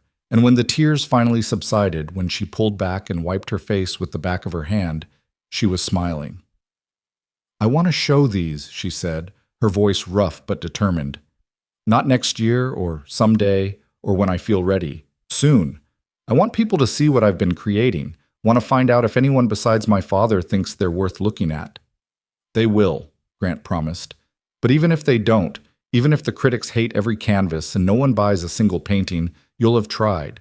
You'll have put yourself out there and risked judgment and refusal, and that courage is worth more than any commercial success." Iris looked at him with something like awe. "Who are you, and what have you done with my father?" The man I knew would have already been making calls to gallery owners and art critics, pulling strings to guarantee a successful show. Grant smiled ruefully. "That man still exists, and trust me, the temptation to make those calls is strong. But I'm trying to be different, trying to support instead of direct, to encourage instead of control. If you want introductions to gallery owners, I'll make them, but only if you ask. This is your art, your career, your choice. I'm just here to cheer from the sidelines and provide whatever help you actually want." "I might want some help," Iris admitted.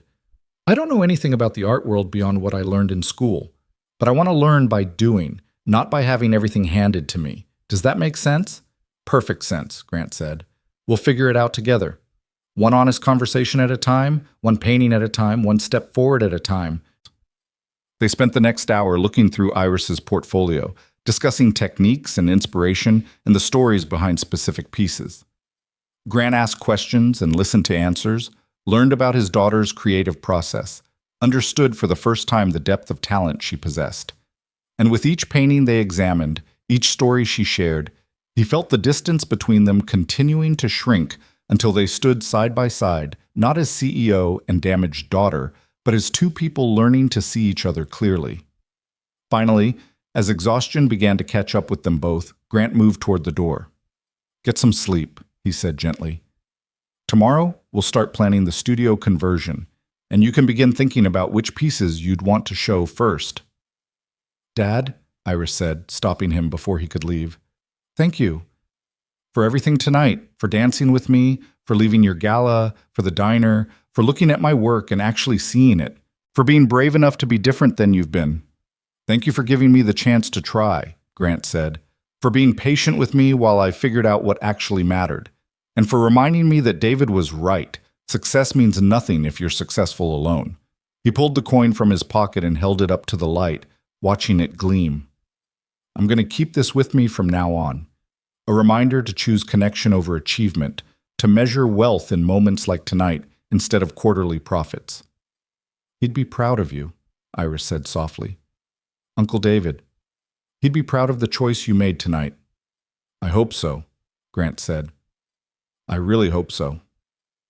He walked back to the main house through the darkness, feeling lighter than he had in years despite the emotional weight of the evening's conversations. Above him, stars scattered across the clear sky, and somewhere in the distance a dog barked. Normal night sounds in a normal world, and Grant was grateful to finally feel present in it. Inside his house, too large for one person really, rattling with emptiness and expensive furniture, Grant climbed the stairs to his bedroom and stood at the window looking out at the guest house where lights still glowed. His daughter was in there, probably looking at her paintings with new eyes, imagining what it might feel like to share them with the world. And tomorrow, Grant would start helping make that happen. Not by pulling strings or making calls that guaranteed success, but by supporting her process, listening to her needs, and trusting that she knew what she wanted even when she wasn't completely certain. It was a different kind of fathering than he'd practiced before, requiring patience instead of action, trust instead of control. But tonight had taught him that different didn't mean wrong. Sometimes different meant finally getting it right after years of getting it wrong. Grant changed into pajamas and climbed into bed, exhausted but satisfied in ways he couldn't fully articulate. He set David's coin on his nightstand where he'd see it first thing in the morning, a physical reminder of the promises he'd made to his brother, to his daughter, and to himself. Tomorrow would bring complications, certainly. There would be calls from the board asking why he'd abandoned the gala, questions about priorities and commitment and leadership. There would be decisions to make about the studio conversion, conversations with contractors and designers, practical matters that needed attention. But tonight, none of that mattered.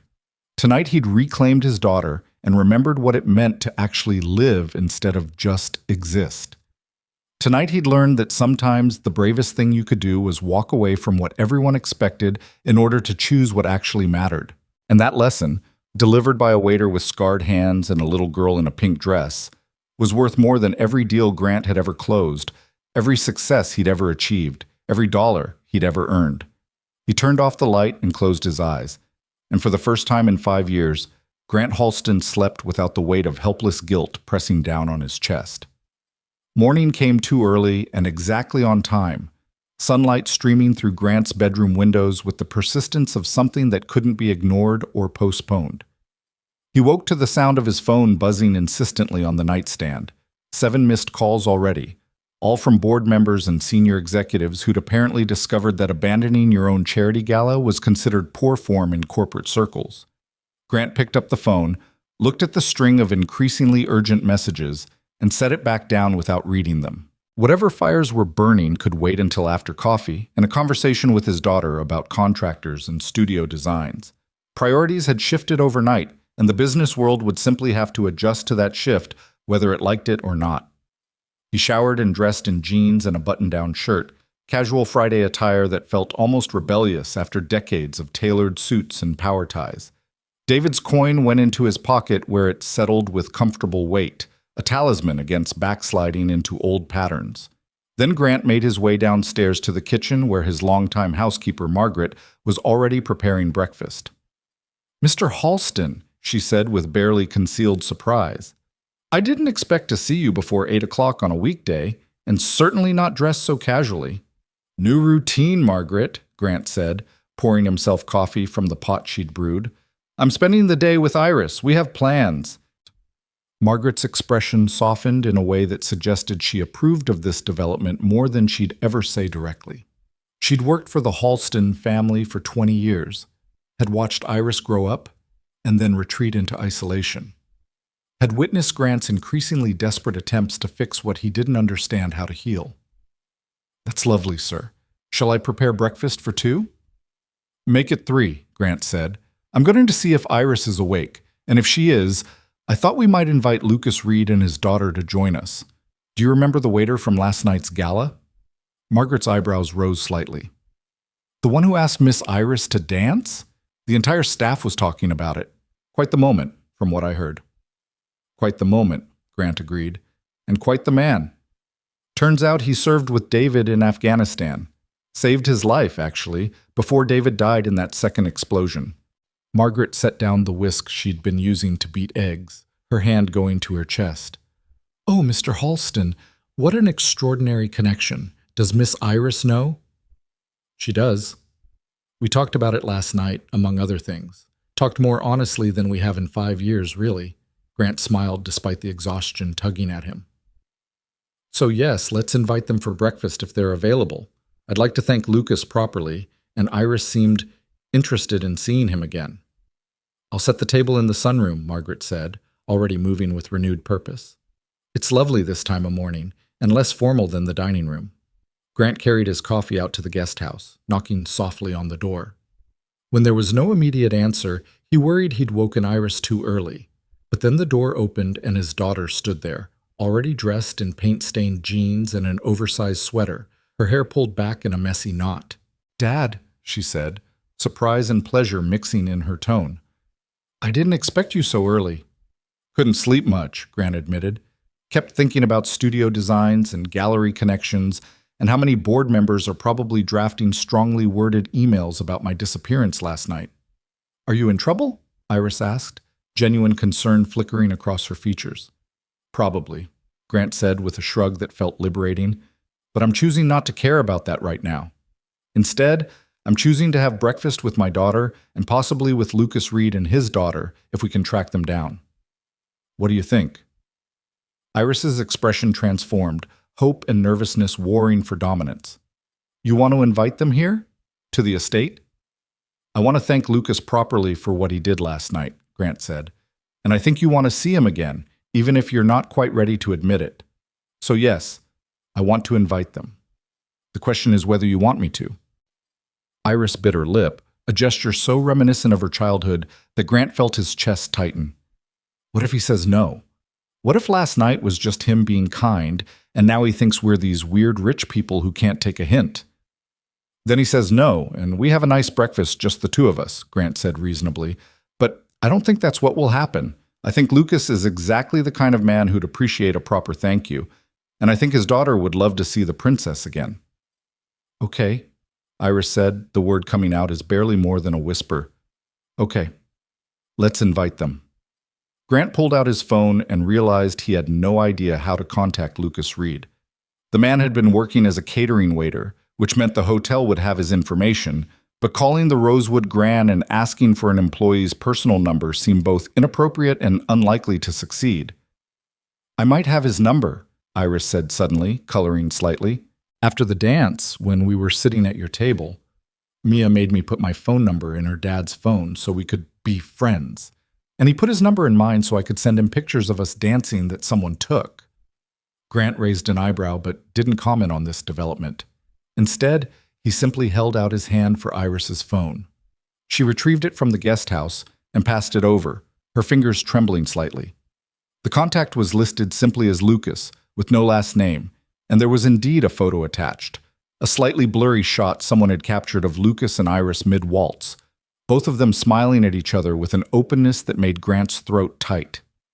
His daughter looked happy in that photo, genuinely, unselfconsciously happy. Grant composed a text message, reading it aloud as he typed. Lucas, this is Grant Halston. I got your number from Iris's phone. I hope that's not too forward. I'd like to invite you and Mia to breakfast at my home this morning if you're available. I want to properly thank you for what you did last night, and I think our daughters would enjoy seeing each other again. No pressure if you have other plans, just thought I'd ask. He showed the message to Iris, who nodded approval and hit send before either of them could second-guess the decision. Then they stood there in the morning sunlight, staring at the phone like teenagers waiting for a prom invitation response. This is ridiculous, Iris said after a moment. I'm a 28-year-old woman, and I'm literally holding my breath waiting for a text message. I'm a 62-year-old CEO, and I'm doing the same thing, Grant pointed out. So at least we're ridiculous together. The phone buzzed. Both of them jumped. Lucas's response was characteristically straightforward. We'd be honored. What time and what's the address? Mia's already asking if the princess will be there. Fair warning, she's been talking about last night non-stop since she woke up. Grant felt relief wash through him, followed immediately by something that might have been nervousness. He'd hosted presidents and foreign dignitaries and business moguls worth billions, but the thought of Lucas Reed and his 7-year-old daughter coming to breakfast felt more important than any of those encounters. He texted back the address and, "How's 9 o'clock?" Then added, "And yes, the princess will definitely be there." "They're coming," Grant said unnecessarily, since Iris had been reading over his shoulder. "In about 45 minutes. 45 minutes, Iris repeated, and suddenly she was moving, heading back into the guest house in a near panic. I need to change. I can't wear paint-stained jeans to breakfast with. I need to look. This sweater has a hole in it. Grant watched his daughter disappear into her closet with amused affection. It had been years since he'd seen her care about her appearance beyond the basics of being presentable. The fact that she was fussing over what to wear for Lucas Reed felt like another small victory, another sign of life returning to places that had been dormant too long. "Wear whatever makes you feel like yourself," he called after her. "Lucas saw you in an evening gown last night. I think he'll be fine with whatever you choose." But he understood the impulse. First impressions had already been made, but second impressions mattered too. This was the version of herself she'd be presenting in daylight, in her own space, without the protective covering of a formal event. This was Iris as she actually existed, and that vulnerability required armor of a different kind. 20 minutes later, Iris emerged wearing dark jeans without paint stains and a soft blue sweater that brought out the color in her eyes. She'd left her hair down, letting it fall past her shoulders in waves that partially obscured the scarring on the left side of her face. Not hiding exactly, but not advertising either. A middle ground between her old habit of complete concealment and last night's radical exposure. "You look beautiful," Grant said simply, and meant it. "I look nervous," Iris corrected, but she was smiling. "But I guess that's honest, so it'll have to do." They walked to the main house together, and Grant found himself thinking about all the times over the past 5 years when this simple action, walking side by side with his daughter, had felt laden with unspoken tension and careful distance. This morning, that weight had lifted. They were just two people about to share breakfast with new friends, and that ordinariness felt precious. Margaret had outdone herself. The sunroom table was set with the good china but casual linens, striking a balance between welcoming and formal that suggested this was important but not intimidating. She'd prepared a spread that could feed a small army: scrambled eggs, bacon, fresh fruit, pastries from the bakery in town, orange juice, and a pot of coffee that filled the air with rich aroma. "Margaret, this is perfect," Grant said. "Thank you." "You're welcome, sir, and might I say—" She paused, choosing her words carefully. "It's lovely to see Miss Iris excited about something again. The staff has been worried about her." Iris looked surprised. "The staff notices me?" "Of course we notice you, dear," Margaret said gently. "We just didn't want to intrude. But we've been hoping you'd find your way back to the world. Seems like maybe you're starting to." Before Iris could respond, the doorbell chimed. Grant glanced at his watch. Exactly 9 o'clock. Punctuality, he thought with approval. Military training showing itself in civilian life. "I'll get it," Grant said, but Iris followed him anyway, both of them heading to the front entrance like a welcoming committee of two. Grant opened the door to find Lucas standing on the wide porch, one hand holding Mia's, the other carrying a small bouquet of flowers that looked like they'd come from a grocery store. He was dressed in clean jeans and a button-down shirt similar to Grant's, and Mia wore a yellow sundress with white flowers embroidered on the hem. "Mr. Halston," Lucas said, extending his free hand. "Thank you for the invitation. We brought flowers," Mia insisted. "I picked yellow ones because they're happy colors," Mia announced, releasing her father's hand to thrust the bouquet at Iris. "And Daddy said bringing flowers to someone's house is polite, so I wanted to be polite to the princess." Iris knelt down, bringing herself to Mia's level, and accepted the flowers with the kind of reverence usually reserved for precious artifacts. "These are the most beautiful flowers I've ever received," she said seriously. "Thank you, Mia. That was very thoughtful." "You're wearing regular clothes," Mia observed, studying Iris's jeans and sweater. "I liked the green princess dress better, but this is good too. You still look pretty." "Thank you," Iris said, her voice catching slightly. "You look pretty too.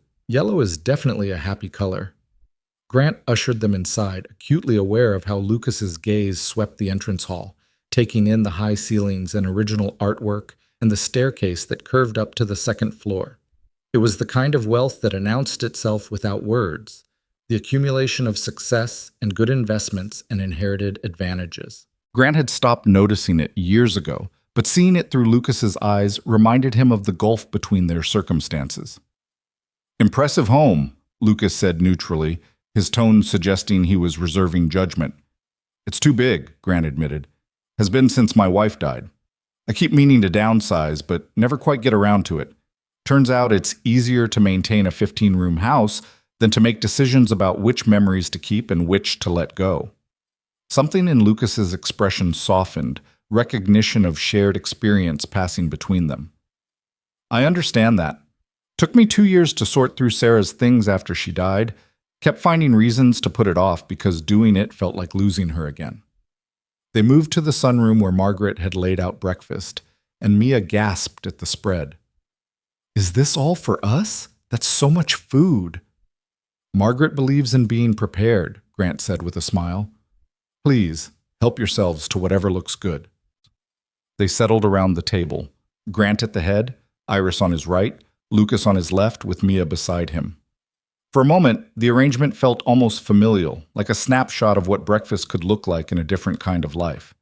Then Mia started loading her plate with bacon, and the spell broke, replaced by the comfortable chaos of people actually eating together. "I wanted to thank you properly," Grant said once everyone had food, "for what you did last night, for seeing my daughter when everyone else chose not to, for being brave enough to ask her to dance, for giving us both a gift we didn't know we needed." Lucas set down his fork, meeting Grant's eyes directly. "You don't need to thank me for basic human decency. I saw someone sitting alone who deserved better, and I made a choice. That's all." "That's not all," Grant disagreed gently. "That's courage in its purest form, choosing kindness when it would be easier to stay silent, extending yourself for someone else's benefit when there's nothing in it for you. That's what David always tried to teach me, and I never quite understood it until last night." "David was good at that," Lucas said quietly. "Good at seeing what needed to be done and doing it without counting the cost. He saved my life once, pulled me out of a burning vehicle while taking fire. Never hesitated, never calculated the risk, just acted because that's who he was." Mia tugged on her father's sleeve. "Is that the friend you told me about? The brave one who died being a hero?" "That's him, sweetheart," Lucas confirmed. David Halston.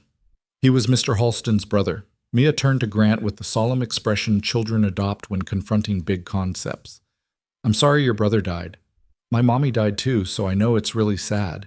But Daddy says people who are brave and kind never really leave because we remember them, and that keeps them alive in our hearts." Grant felt tears prick at his eyes for what seemed like the 100th time in 12 hours.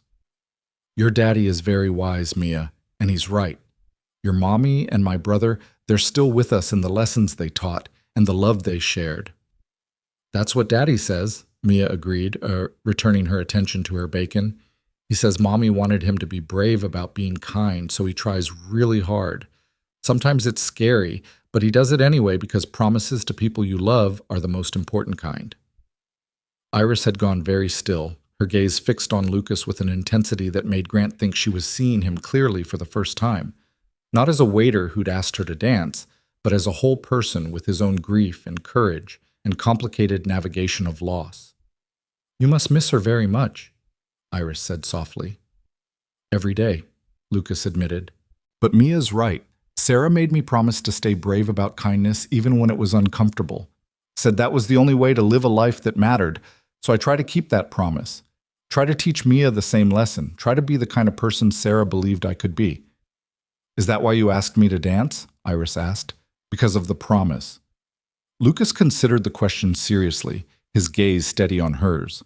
"Partly, but also because you reminded me of myself after Sarah died. That look of someone who's present but disconnected, watching life happen around them without feeling part of it. And I remembered how alone that felt, how desperately I wanted someone to see me and acknowledge that I was still here, still mattering, still worth including. So I asked you to dance because I hoped it might help, might remind you that being seen was still possible." "It did," Iris said, her voice thick with emotion. "It helped more than you know. More than I knew was possible, actually. I'd forgotten what it felt like to be looked at and seen as something other than damaged or pitiful or tragic." "You're not any of those things," Lucas said firmly. "You're someone who survived something terrible and carried the evidence of that survival. That's strength, not weakness. That's courage, not brokenness." Grant watched this exchange with fascination, seeing something develop between his daughter and this man that went beyond gratitude or attraction. It was recognition, the deep kind that happens when two people who've walked similar paths find each other and realize they're not as alone as they thought. Whether it became something more or simply remained a meaningful connection didn't matter as much as the fact that it existed at all. "Can I see your house?" Mia asked Iris, apparently finished with the heavy conversation topics. "Daddy said you live in a princess house on the property. Is it pink? Do you have a tower?" Iris laughed, the sound surprised and genuine. "It's not quite a princess house, more like a guest cottage. But it does have big windows and a lot of light, and I've turned it into an art studio. Would you like to see my paintings?" "You paint?" Mia's eyes went wide. "Like with colors and brushes? Can you paint a picture of me?" "I could try," Iris said, glancing at Lucas for permission. If your dad says it's okay, and you can sit still for a little while. She won't sit still, Lucas warned, but he was smiling. But she'd love to see your studio. We both would, if you're willing to share. They finished breakfast with conversation flowing more easily now, the initial awkwardness giving way to genuine connection. Mia entertained them with stories about her school and her friends and a hamster named Mr. Whiskers, who'd recently learned to use his exercise wheel. Grant asked Lucas about his work and learned that he'd picked up an additional shift at the apartment complex, handling minor repairs and maintenance calls. "You're good with your hands," Grant observed. "Did you learn that in the military?" "Some of it," Lucas said, "but mostly from my grandfather. He was a carpenter, believed that a man should know how to fix things instead of calling someone else to do it. Spent my teenage summers working with him, learning how to use tools properly. Turns out those skills are more valuable than I realized. There's always something that needs repairing, and people will pay for competence." "Would you ever want to do it full-time?" Grant asked, genuine curiosity in his tone.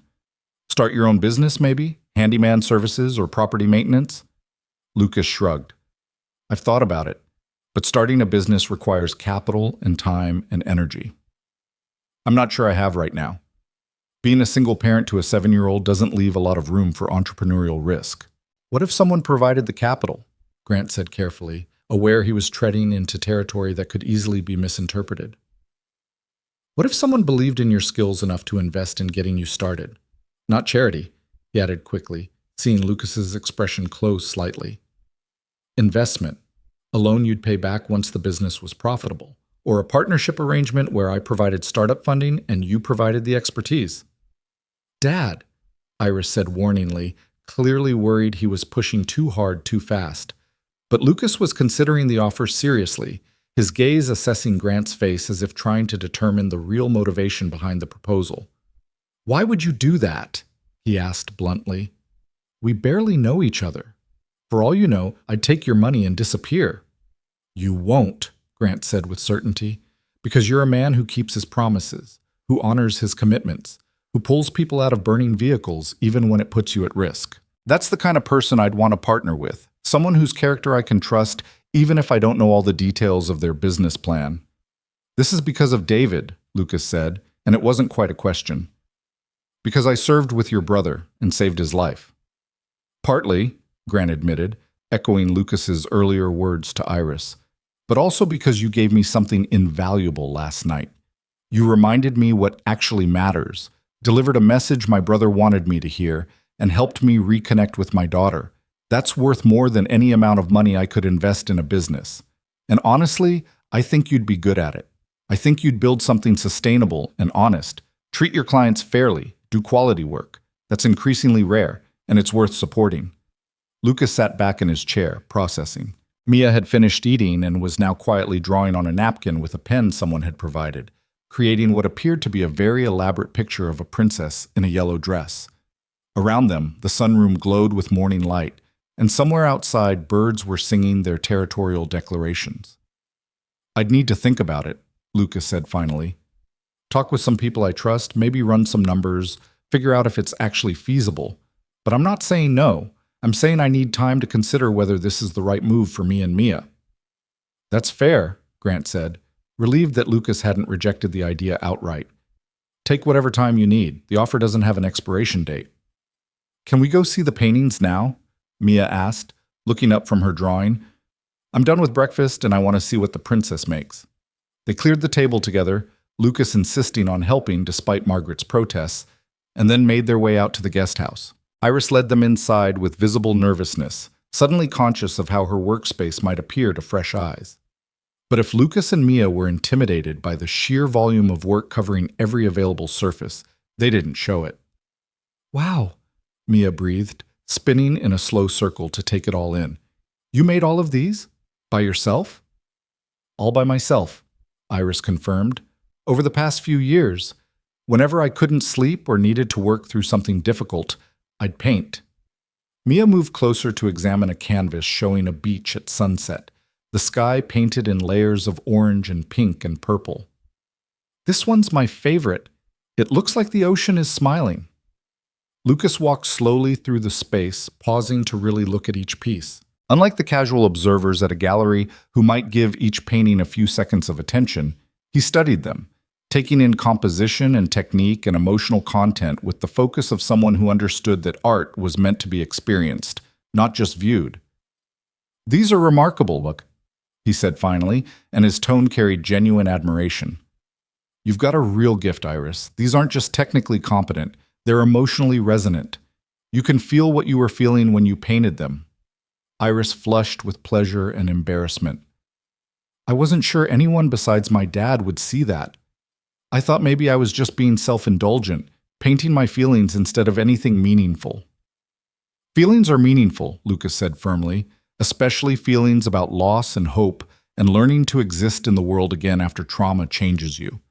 That's universal. That's what makes art matter. Not perfect technique, but honest expression of real human experience." Grant watched his daughter absorb this validation from someone who had no obligation to provide it, who had nothing to gain from encouraging her. Lucas's words meant more than a dozen gallery owners' polite praise because they came from a place of genuine recognition. He saw what Iris was trying to express, and he valued it. "Would you really paint me?" Mia asked, returning to stand beside Iris. "I'd sit really still. I can sit still for a whole 5 minutes without moving, probably." Iris laughed and knelt down to Mia's level. "Tell you what, how about I paint you while you're playing or moving around? I could capture you being yourself instead of asking you to freeze like a statue. Would that work?" "That would be even better," Mia said enthusiastically. "When can we start?" "How about next week?" Iris suggested, glancing at Lucas for confirmation.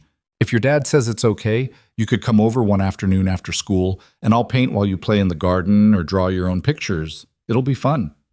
Lucas nodded his approval, and Mia immediately launched into plans for what she'd wear and what she'd bring, and whether Mr. Whiskers the hamster could be in the painting too. Iris handled this enthusiasm with remarkable patience, clearly charmed by the little girl's unfiltered excitement. They spent another hour in the studio, with Iris explaining her process and showing them works in various stages of completion. Lucas asked intelligent questions about technique and materials, revealing that he knew more about art than his blue-collar background might suggest. When Iris asked about it, he smiled and explained that Sarah had been an art teacher before she got sick, that their home had been filled with canvases and paint supplies and constant creative energy. "She would have loved your work," Lucas said quietly, standing before a painting of a forest path disappearing into shadow. "Would have appreciated how you use light and darkness to create emotional depth. She always said the best artists painted feelings, not just images." "I wish I could have met her," Iris said, and meant it. "I wish that too," Lucas replied. "I think you two would have been friends." Eventually they made their way back to the main house where Grant suggested a walk around the property. The estate sprawled across 15 acres of carefully maintained grounds, with gardens and walking paths and a small pond that had been there since his grandfather's time. They strolled in comfortable pairs, Grant and Lucas discussing business possibilities and military stories, Iris and Mia creating elaborate games that involved jumping over cracks in the pathway and counting different colored flowers. "This is a good life you've built," Lucas said as they walked. "Despite the size of the house and the obvious wealth, it feels like you're trying to figure out what actually matters. That's more than most people in your position ever manage." "I'm trying," Grant agreed. "Finally trying, after years of prioritizing all the wrong things. My brother would be pleased, I think. Annoyed it took me this long, but pleased." "David was always direct about that stuff," Lucas remembered. "He'd tell you straight if he thought you were screwing up. But he'd also help you fix it, never just criticized without offering solutions." They walked in silence for a moment, watching Iris and Mia ahead of them, seeing them laugh about something only they found funny. Then Lucas spoke again, his tone more serious. "About your offer, the business investment. I want you to know I'm genuinely considering it, but I need you to understand something first." "All right," Grant said, waiting. "I'm not a project," Lucas said carefully but firmly.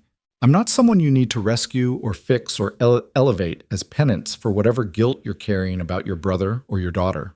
If we do this, if I accept your investment, it has to be because you genuinely believe in the business concept and my ability to execute it, not because you're trying to pay some kind of cosmic debt." Grant absorbed this, respecting the boundary Lucas was establishing. "Fair enough. So let me be clear. I do genuinely believe you'd build something valuable. I've spent 30 years evaluating people and business opportunities, and I'm good at identifying competence and integrity. You have both. Add in your technical skills and your understanding of what people need, and you've got the foundation for a successful service business. The investment makes sense on its own merits. And the personal connection? Lucas pressed. The fact that I knew David and asked your daughter to dance? Makes me more inclined to offer, Grant admitted. But wouldn't be enough on its own if I didn't think you'd succeed. I'm trying to be different than I've been, trying to prioritize people over profits. But I'm still a businessman at heart. I still make decisions based on whether they make strategic sense. Lucas nodded slowly, seeming satisfied with this answer. Then I'll seriously consider it. Let me put together some projections, figure out what startup capital would be required, create a timeline for profitability. If the numbers work and you're still interested, we can talk about terms. That sounds perfect, Grant said, and felt a spark of excitement he hadn't experienced in years. Not about potential returns or market opportunities, but about being part of something that helped someone build a better life for themselves and their child. About using his resources to create possibility instead of just accumulating more wealth he didn't need. They completed the loop back to the main house, where Margaret had prepared a light lunch despite the substantial breakfast they'd consumed earlier. Mia was starting to flag, her earlier enthusiasm giving way to the drowsiness that hit 7-year-olds after big social outings. Lucas noticed and made noises about needing to head home, let Mia take a nap, get back to normal routine. At the door, Iris hugged Mia goodbye and promised to text Lucas about next week's painting session. Then, surprising herself as much as anyone else, she hugged Lucas too. A quick embrace that she pulled away from almost immediately, her face flushed. "Thank you," she said quietly. "For last night, for this morning, for seeing my work and understanding what I was trying to express. It means more than I can properly explain." "Thank you for sharing it with us," Lucas replied. "And for giving Mia someone new to idolize. She's going to talk about the princess who paints for weeks." After they left, Grant and Iris stood together on the porch, watching Lucas's elderly sedan make its way down the long driveway. It was a companionable silence, the kind that only exists between people who've recently rediscovered how to be comfortable with each other. "You like him," Grant observed, not quite making it a question. "I do," Iris admitted, "though I'm not sure what that means yet. If it means anything beyond gratitude and recognition and the beginning of friendship." "It doesn't have to mean anything right now," Grant said. "It can just be what it is, a connection worth exploring, a possibility worth considering, a door that's opened that you can choose to walk through or not." "When did you get so wise about relationships?" Iris asked, bumping his shoulder gently with hers. "When I stopped trying to control them and started trying to understand them," Grant said, "which was approximately 12 hours ago, so don't give me too much credit. I'm learning as I go." They went back inside, and Grant finally allowed himself to check his phone. The messages were exactly as dire as he'd expected. The board was not happy about his disappearance, several major clients were requesting meetings, and his assistant had sent increasingly frantic updates about tomorrow's schedule. The machinery of his professional life was demanding attention, insisting that personal concerns take a backseat to business imperatives.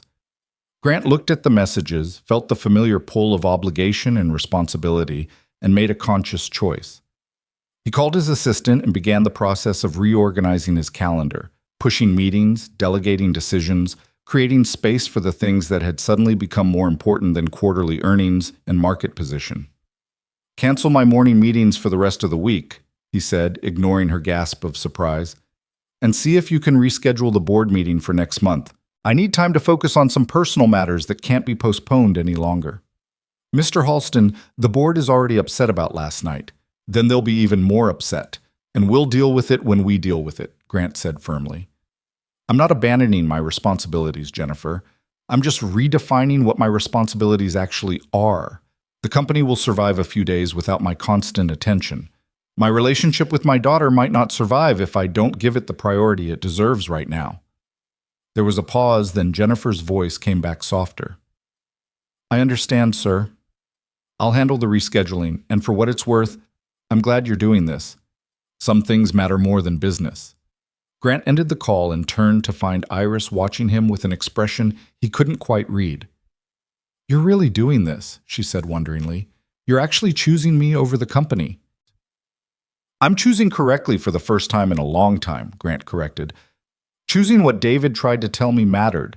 Choosing what last night reminded me was valuable. Choosing to be your father instead of Grant Halston, CEO, who happens to have a daughter." Iris's eyes filled with tears again, and Grant opened his arms. She stepped into his embrace, and they stood there in the entrance hall of his too-large house, father and daughter, finally learning how to prioritize each other after years of careful distance and mutual protection. Outside, the day continued its progression toward afternoon, and somewhere in the city, Lucas Reed was putting his daughter down for a nap while thinking about business plans and new possibilities. In a few days, Iris would paint Mia's portrait while Grant met with contractors about converting the carriage house into a proper studio. In a few weeks, Lucas would present his business proposal, and Grant would become an investor in something that mattered beyond profit margins. But right now, in this moment, none of that had happened yet. Right now, there was just this: a father holding his daughter, both of them learning that change was possible, that growth could happen at any age, that it was never too late to choose differently than you'd chosen before, and that choosing love, choosing connection, choosing presence over performance, that was the bravest thing either of them had ever done. The following Thursday arrived with the kind of golden afternoon light that painters dream about, streaming through the guest house windows and turning everything it touched into a study of warmth and possibility.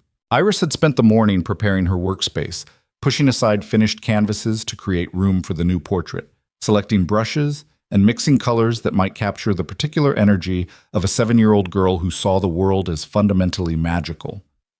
She was nervous in a way she hadn't been since before the accident, when exhibitions and critiques had seemed important enough to generate anxiety. But this was different. This wasn't about proving her technical skill or earning validation from strangers who measured art by fashionable standards. This was about capturing something true about Mia Reed, about honoring the trust Lucas had shown by allowing his daughter to spend time with a woman he barely knew, about creating something that might matter to people she was beginning to care about. The doorbell chimed at precisely 3:30, and Iris opened the door to find Mia practically vibrating with excitement, dressed in the yellow sundress she'd worn to breakfast and carrying a small backpack decorated with cartoon butterflies. "I'm here to be painted," Mia announced, bouncing on her toes. "Daddy said I should tell you I had a snack so I won't get hungry and cranky, and I brought some toys in case I need to play, and Mrs. Chen said I should remember my manners and say please and thank you." Lucas stood behind his daughter, one hand on her shoulder in a gesture that was both affectionate and restraining. He was dressed in work clothes, jeans with permanent stains and a t-shirt that had seen better days, and he looked tired in the way that came from physical labor rather than lack of sleep. "Rough day?" Iris asked, stepping aside to let them in. Replaced a water heater and fixed a garbage disposal that had somehow gotten a spoon wedged in it, Lucas said with a wry smile. "Living the glamorous life of apartment maintenance. But I'm here now, and that's what matters." He paused, seeming to realize something. "Unless you wanted me to leave, I can come back in an hour or two if you'd rather work without an audience." "Stay," Iris said quickly, then flushed at her own eagerness. "I mean, if you want to, you could read or something while I work. It might actually help Mia relax if you're here." So Lucas settled into the worn armchair in the corner with a paperback he'd brought, something with a creased spine that suggested multiple readings, while Mia explored the studio with the careful reverence of a child in a space full of beautiful, breakable things. "Can I touch this one?" Mia asked, pointing at a canvas showing a lighthouse standing against storm clouds. "Gently," Iris said. "That paint's dry, so it won't hurt anything. What do you think of it?" Mia studied the painting with surprising focus for someone her age. "I think the lighthouse is brave," she said finally, "because the storm is really big and scary, but the lighthouse just keeps shining anyway, like it's saying, I'm still here even when things are hard." Iris felt her throat tighten at this assessment. That was exactly what she'd been trying to express when she painted it: the stubborn persistence of light in darkness, the refusal to be extinguished by circumstance. That a 7-year-old had seen and articulated it so clearly felt like a gift. "That's exactly right," Iris said softly. You're very good at seeing what paintings are really about. Mommy taught me, Mia said matter-of-factly. She was an art teacher, and she said that looking at art was like having a conversation with the person who made it. You have to listen with your eyes and feel with your heart. She paused, her expression turning solemn. I miss her a lot, but I remember the things she taught me, so she's still kind of here. From his chair, Lucas made a small sound that might have been agreement or grief or both. Iris met his eyes across the room and saw the particular pain of a parent watching their child process loss with a maturity no child should need. Your mommy was right, Iris said gently, and I think she'd be very proud of you for remembering her lessons. Daddy says that too, Mia said, brightening. He says, as long as we remember people and the things they taught us, they never really leave. They just change form, like how water becomes ice or steam, but it's still water. Iris smiled at this explanation, recognizing Lucas's influence in the metaphor. That's a beautiful way to think about it. Now, are you ready to be painted? Yes! Mia's solemnity vanished, replaced by eager anticipation. What do I do? Should I stand really still? Should I smile? You should play, Iris said, pulling out her sketchbook to begin preliminary studies. I brought some of my old toys from storage. There's a box by the window with dolls and blocks and things. Why don't you play with those, and I'll sketch you while you're being yourself. That way the painting will capture the real Mia, not some frozen version. This approach delighted Mia, who immediately dove into the toy box with the enthusiasm of an archaeologist discovering treasure. She pulled out a set of wooden blocks and began constructing an elaborate tower while providing running commentary about the imaginary kingdom it belonged to and the princess who lived at the top. Iris began to sketch, her hand moving across the paper with a confidence she hadn't felt in years. She captured the way Mia's tongue stuck out slightly when she concentrated, the careful deliberation in her small hands as she balanced blocks, the pure, unself-conscious joy in her expression. These quick studies would form the basis for the portrait, but they were also valuable in themselves, evidence of attention paid, of seeing someone clearly enough to render them honestly. Lucas watched from his chair, his book apparently forgotten. He said nothing, didn't interrupt or offer suggestions, just observed his daughter being seen and recorded by someone who cared enough to do it carefully. After a while, he spoke quietly, pitching his voice so only Iris could hear. This is good for her. Being around someone who treats her creativity like it matters. She's been drawing a lot lately, telling stories about the pictures she makes, but I'm not always sure how to respond beyond, "That's great, honey." You're doing fine, Iris assured him, not looking up from her sketchbook. The fact that you're paying attention, that you're here and present and interested, that's what matters most. Kids don't need expert analysis. They need to know someone's watching, someone cares about what they create. Sarah was better at this part, Lucas admitted. She knew how to ask the right questions, how to encourage without directing. I'm still learning. We're all still learning, Iris said. I certainly am. Until this week, I hadn't shown my work to anyone in 5 years. Hadn't let myself believe that what I created might matter beyond being a coping mechanism. And now? Lucas asked. Iris paused, considering the question seriously. Now I'm starting to think maybe art can be both. Maybe it can be how you cope and also how you connect. Maybe the same paintings that helped me survive my own grief and trauma could help someone else feel less alone in theirs. That's what Sarah used to say, Lucas said, and there was wonder in his voice. She said art was empathy made visible, that when you created something honest about your own experience, you built a bridge to other people's experiences, made them feel seen and understood. She sounds like she was remarkable, Iris said, moving on to a new sketch that captured Mia mid-laugh, responding to some joke only she understood. She was, Lucas agreed, and so are you, though I don't think you quite believe it yet. Give it time. People who've been hiding as long as you have need time to remember their worth being visible. They fell into comfortable silence after that, Lucas eventually returning to his book, while Iris worked through a dozen quick studies of Mia in various poses and expressions. The light shifted as afternoon moved toward evening, growing richer and more golden, painting everything in warm tones that made the studio feel suspended outside normal time. Around 5 o'clock, Grant appeared at the guest house door, having spent the day meeting with contractors about the carriage house conversion. He'd brought takeout from a Thai restaurant in town, enough for all of them plus Margaret, who he'd invited to join them for dinner. "I hope I'm not interrupting," Grant said, taking in the scene of concentrated creativity. "But I thought you all might be getting hungry." "Starving," Iris admitted, setting down her pencil. "I got so focused I forgot to eat lunch." They moved to the small table Iris used for meals, and Margaret arrived moments later with plates and silverware from the main house. Dinner became an impromptu celebration of small victories. Grant's successful negotiations with contractors who'd promised to start work next week, Iris's productive afternoon of sketching, Mia's construction of what she insisted was the tallest block tower in recorded history.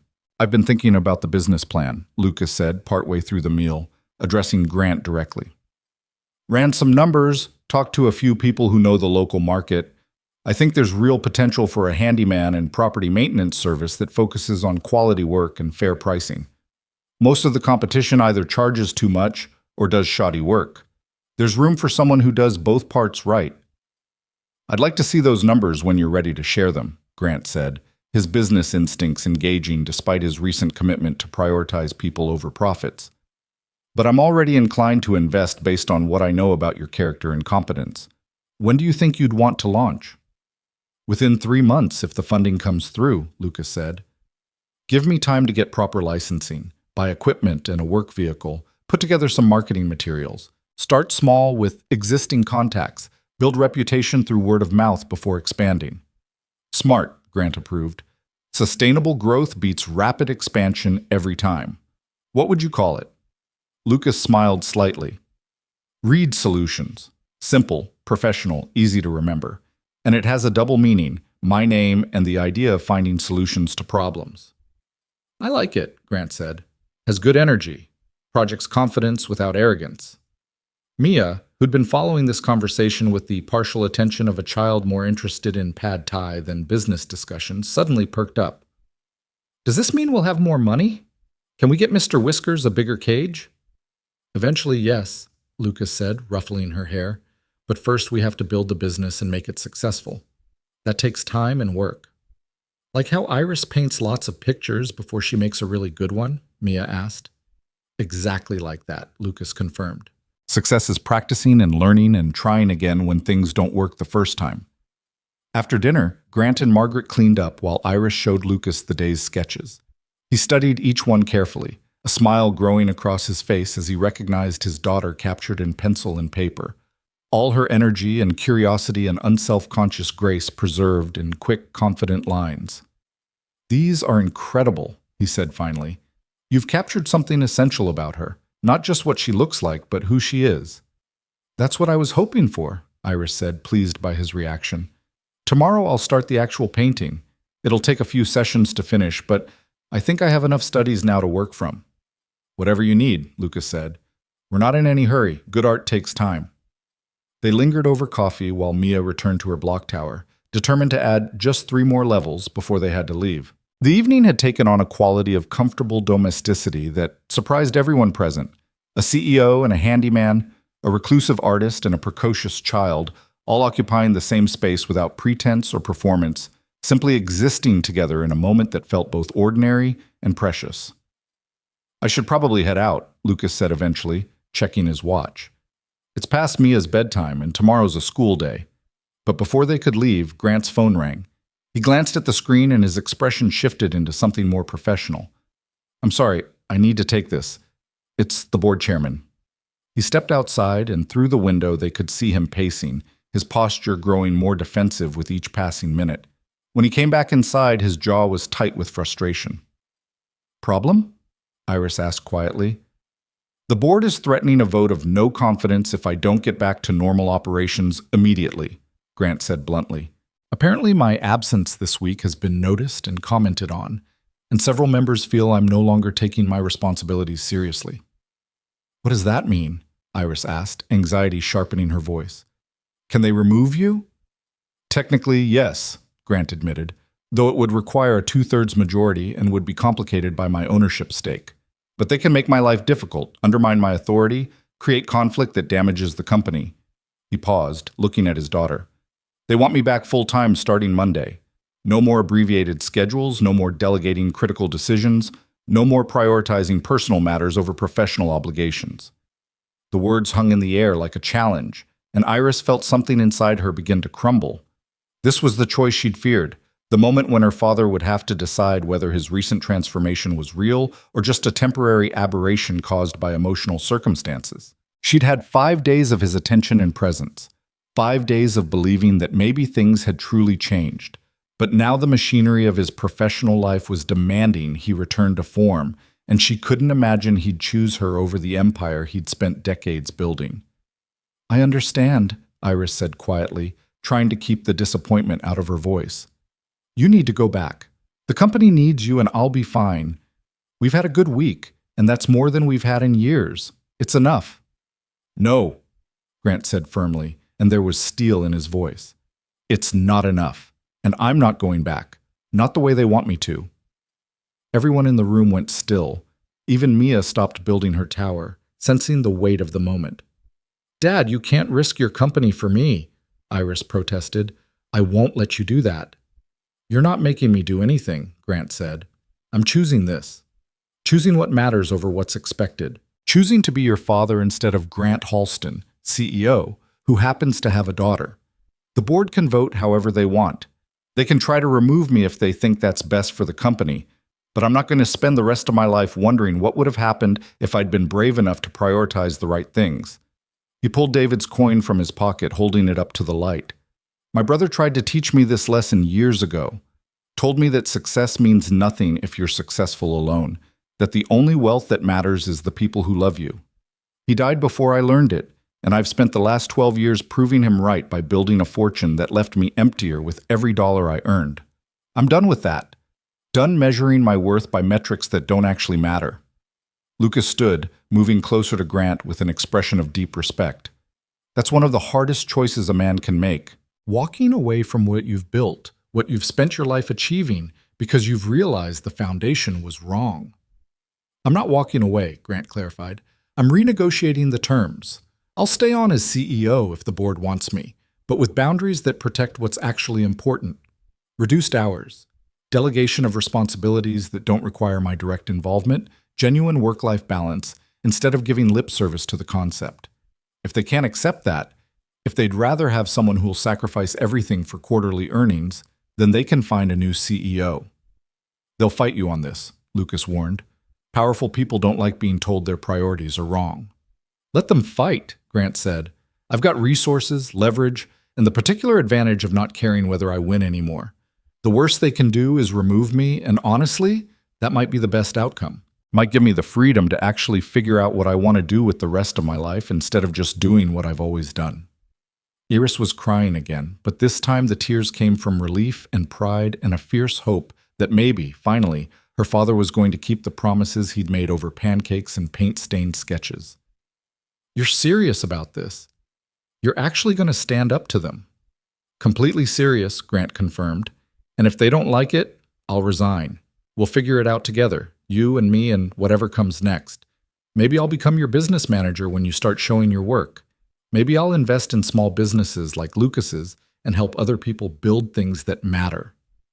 Maybe I'll finally take that sabbatical I've been promising myself for 20 years. But whatever I do, I'm doing it while being present in your life, while being the father you deserve." Mia, who'd been following this conversation with the partial comprehension of a 7-year-old, spoke up suddenly. "My daddy says being brave means doing the scary thing because it's right, even when people say you shouldn't. You're being brave like he taught me." Grant looked at the little girl and smiled, though his eyes were suspiciously bright. "Your daddy taught you well, Mia. Sometimes being brave means asking someone to dance, and sometimes it means telling powerful people they're wrong about what matters." The moment stretched, filled with possibility and uncertainty and the particular weight of decisions that would reshape multiple futures. Then Lucas extended his hand to Grant, not as an employee to an employer or a supplicant to a patron, but as one man to another who understood what it cost to choose differently than the world insisted you should. "Whatever happens," Lucas said, "you made the right choice. David would be proud. And more importantly, your daughter will remember that you chose her when it mattered most." They shook hands, and in that gesture passed an understanding that went beyond words. They were both men who'd loved and lost, who'd carried scars both visible and hidden, who'd learned through pain that the only measure of a life well lived was how you treated the people who depended on you. The evening wound down after that, with Lucas and Mia finally heading home and Grant and Iris standing together outside the guest house, looking up at stars beginning to emerge in the darkening sky. "What happens now?" Iris asked quietly. "Now I call the board chairman back and tell him my terms," Grant said. "And then we find out whether they value what I bring to the company enough to accept boundaries, or whether they'd rather start over with someone more willing to sacrifice everything for profit margins. And if they choose the second option, then I clean out my office, cash in my stock options, and figure out what retired CEOs do with their time," Grant said with a lightness that suggested he'd already made peace with this possibility. "Maybe I'll take up painting. You could teach me." Iris laughed despite her anxiety. "You'd hate painting. You're too impatient for the kind of work that requires letting things develop slowly." "Maybe that's exactly why I should learn," Grant countered. "Might be good for me to practice something where control and efficiency don't matter as much as patience and attention." They stood in companionable silence for a moment, and then Iris spoke again, her voice small. "Thank you, Dad, for choosing this, for choosing me. I know it's costing you, and I just thank you." "You're not costing me anything," Grant said firmly. "The company, the board, the reputation I've built, those are just things. Impressive things, certainly, but still just things. You're my daughter. You're what matters. And if it took losing everything else to remember that, then maybe losing everything else is exactly what I needed." The board meeting 3 days later was exactly as contentious as Grant had anticipated. He presented his proposed new arrangement: reduced hours, genuine boundaries between work and personal life, delegation of responsibilities that didn't require his direct oversight, and watched the board members' expressions shift from surprise to resistance to outright hostility. "This is unacceptable," Victoria Chen said, her voice icy with disapproval. She was the board's vice chair and had never particularly liked Grant's management style. "You're essentially asking us to pay you a full CEO salary for part-time work." "I'm proposing a restructuring that acknowledges reality," Grant countered calmly. "I've been working 80-hour weeks for 30 years, and it's neither sustainable nor necessary. Most of what I do could be delegated to competent executives who need the development opportunity. What requires my direct involvement, strategic vision, major negotiations, crisis management, amounts to maybe 30 hours a week if we're being generous. The rest is security theater, performative presence that makes the board feel like their CEO is sufficiently committed." "Security theater?" Richard Morrison, the chairman, looked affronted. "You're diminishing the importance of your role." "I'm accurately assessing it," Grant said, "and I'm proposing we structure my compensation and responsibilities accordingly. If you want me to stay, these are my terms. If you can't accept them, I'll resign effective immediately, and you can search for someone more willing to sacrifice their entire existence for marginal improvements in shareholder value." The room erupted in argument, board members talking over each other as they debated whether Grant was being reasonable or had lost his mind. Victoria pushed for an immediate vote of no confidence. Richard tried to negotiate some middle ground. Others watched the conflict with the detached interest of people waiting to see which way power would flow before committing themselves. Finally, Marcus Webb spoke up. He was the oldest board member, a semi-retired venture capitalist who'd been with the company since its early days. "I think Grant's proposal makes sense," he said calmly, and his voice cut through the chaos. "We've been burning out our CEO for decades, measuring his worth by hours worked instead of results achieved. Maybe it's time we acknowledge that model is broken." "Marcus, you can't be serious," Victoria protested. "Completely serious," Marcus said. "I've watched Grant build this company into an industry leader while sacrificing his health, his family relationships, and any semblance of personal life. We celebrated that sacrifice because it benefited us. But what does it say about us that we require that level of destruction as the price of leadership? What kind of organization have we built if we can't function without grinding our best people into dust?" The question landed heavily, forcing board members to confront the implications of what they were demanding. Grant watched faces shift as people processed Marcus's challenge. saw some genuine consideration beginning to replace reflexive resistance. "I'll put it another way," Grant said into the silence. "You can have me as CEO under these new terms, with clear boundaries and sustainable hours. Or you can search for someone new who'll work themselves to death for you. But I'm done pretending that version of leadership is healthy or heroic. It's just self-destruction dressed up as dedication, and I won't model it anymore." The vote, when it finally came, was closer than Grant had expected. 7 board members supported his new arrangement, 5 opposed it, and 3 abstained. Not a ringing endorsement, but sufficient to keep him in his position with the boundaries he'd insisted on. "You realize this makes you look weak," Victoria said afterward, cornering him in the hallway. "A CEO who won't fully commit to the job, who chooses personal matters over professional obligations. That reputation will follow you." "Good," Grant said simply. "Maybe it'll inspire other leaders to make similar choices. Maybe it'll start conversations about whether our current definition of success is actually working for anyone. And maybe, just maybe, it'll help my daughter understand that she's worth more than any career achievement I could possibly earn." He left the building and drove directly to the guest house, where Iris was working on Mia's portrait.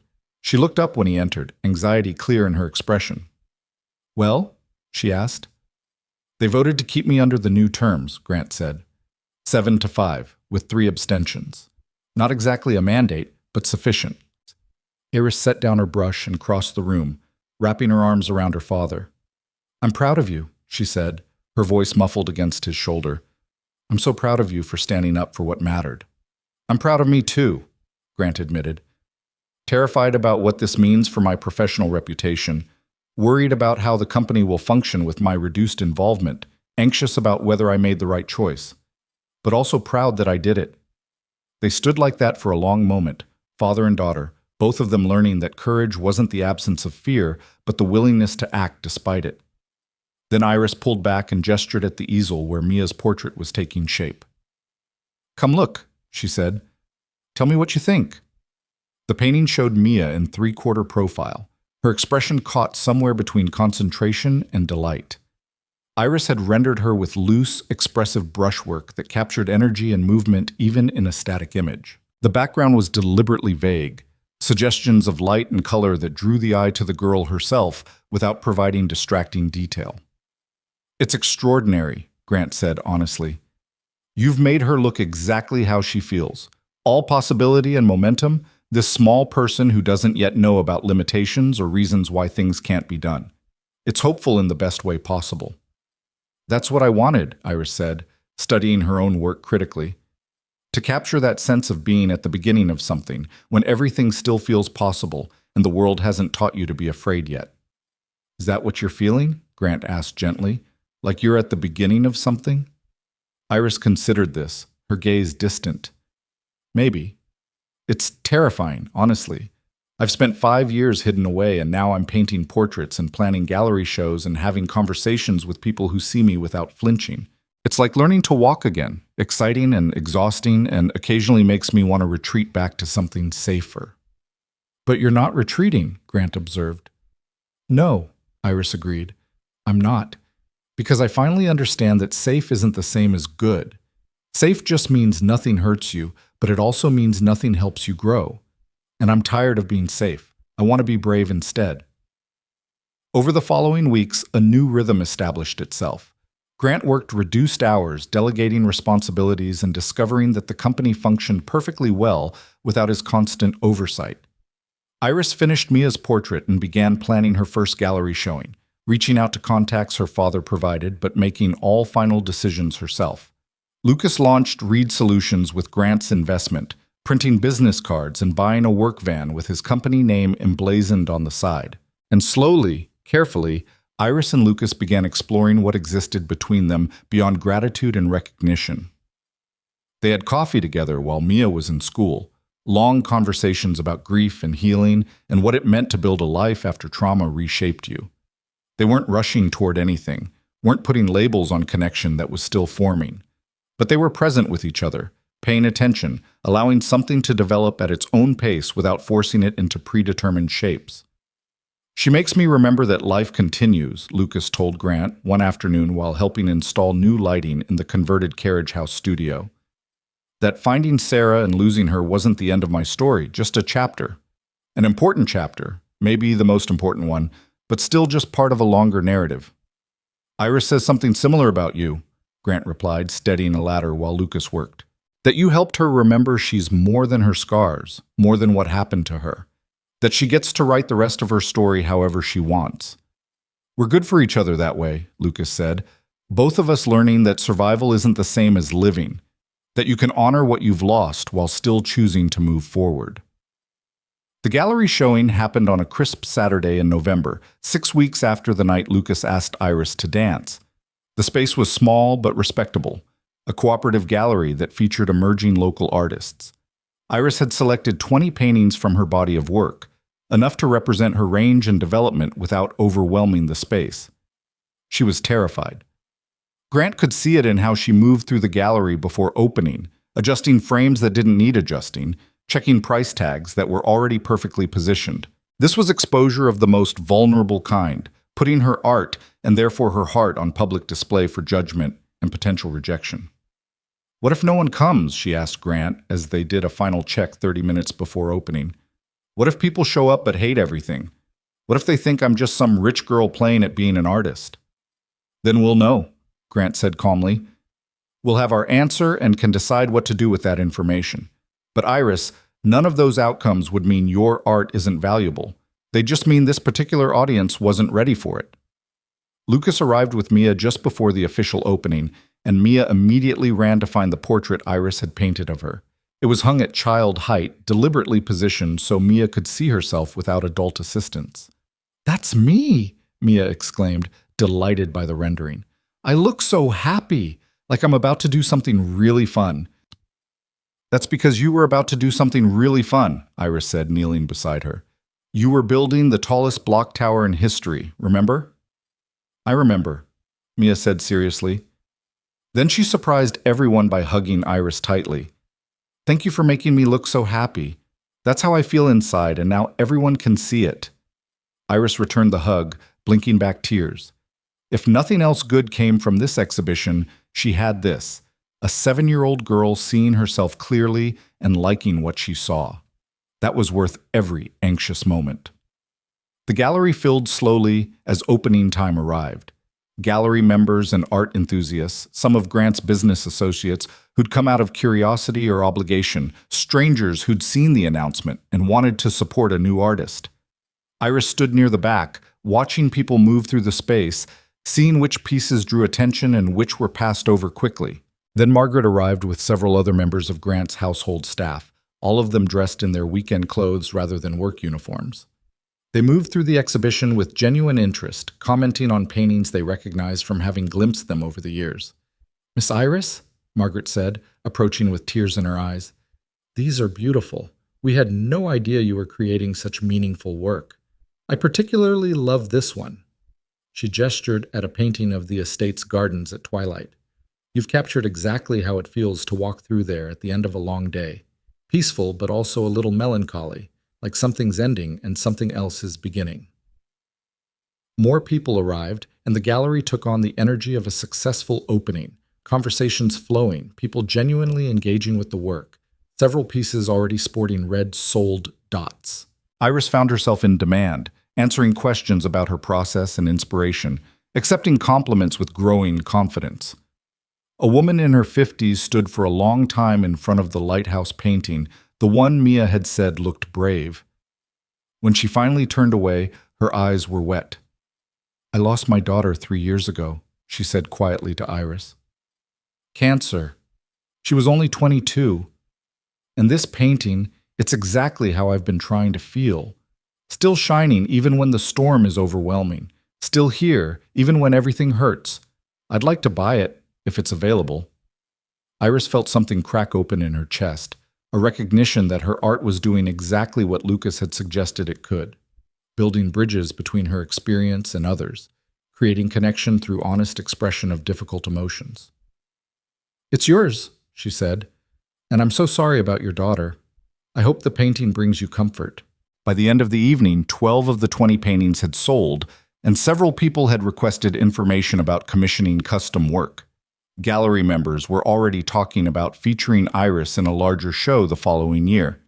Grant stood with Lucas near the back of the space, watching Iris accept congratulations and answer questions with the kind of confidence that came from finally believing she had something worth sharing. "Thank you," Grant said quietly, "for that night at the gala, for asking her to dance and reminding her she was worth seeing. None of this would have happened without that first moment of courage." "You're welcome," Lucas said, "but honestly, I think all of this would have happened eventually. Maybe not in this exact way, but Iris was always going to find her way back to the world. She just needed someone to remind her it was safe to try." "Still," Grant insisted, "thank you for everything you've given both of us, the reminder about what matters, the example of how to be brave about kindness, the chance to honor my brother's message finally. You changed our lives." "You changed your own lives," Lucas corrected gently. "I just happened to be there at the right moment. But I'm glad I was. Glad I got to witness what happened when you both chose to stop hiding and start living." As the evening wound down and guests began to depart, Iris found herself standing with Lucas near the portrait of Mia. The little girl had fallen asleep on a bench near the front of the gallery, exhausted by excitement and well past her bedtime. "I've been thinking," Lucas said, his voice low and careful, "about what happens next. For us, I mean.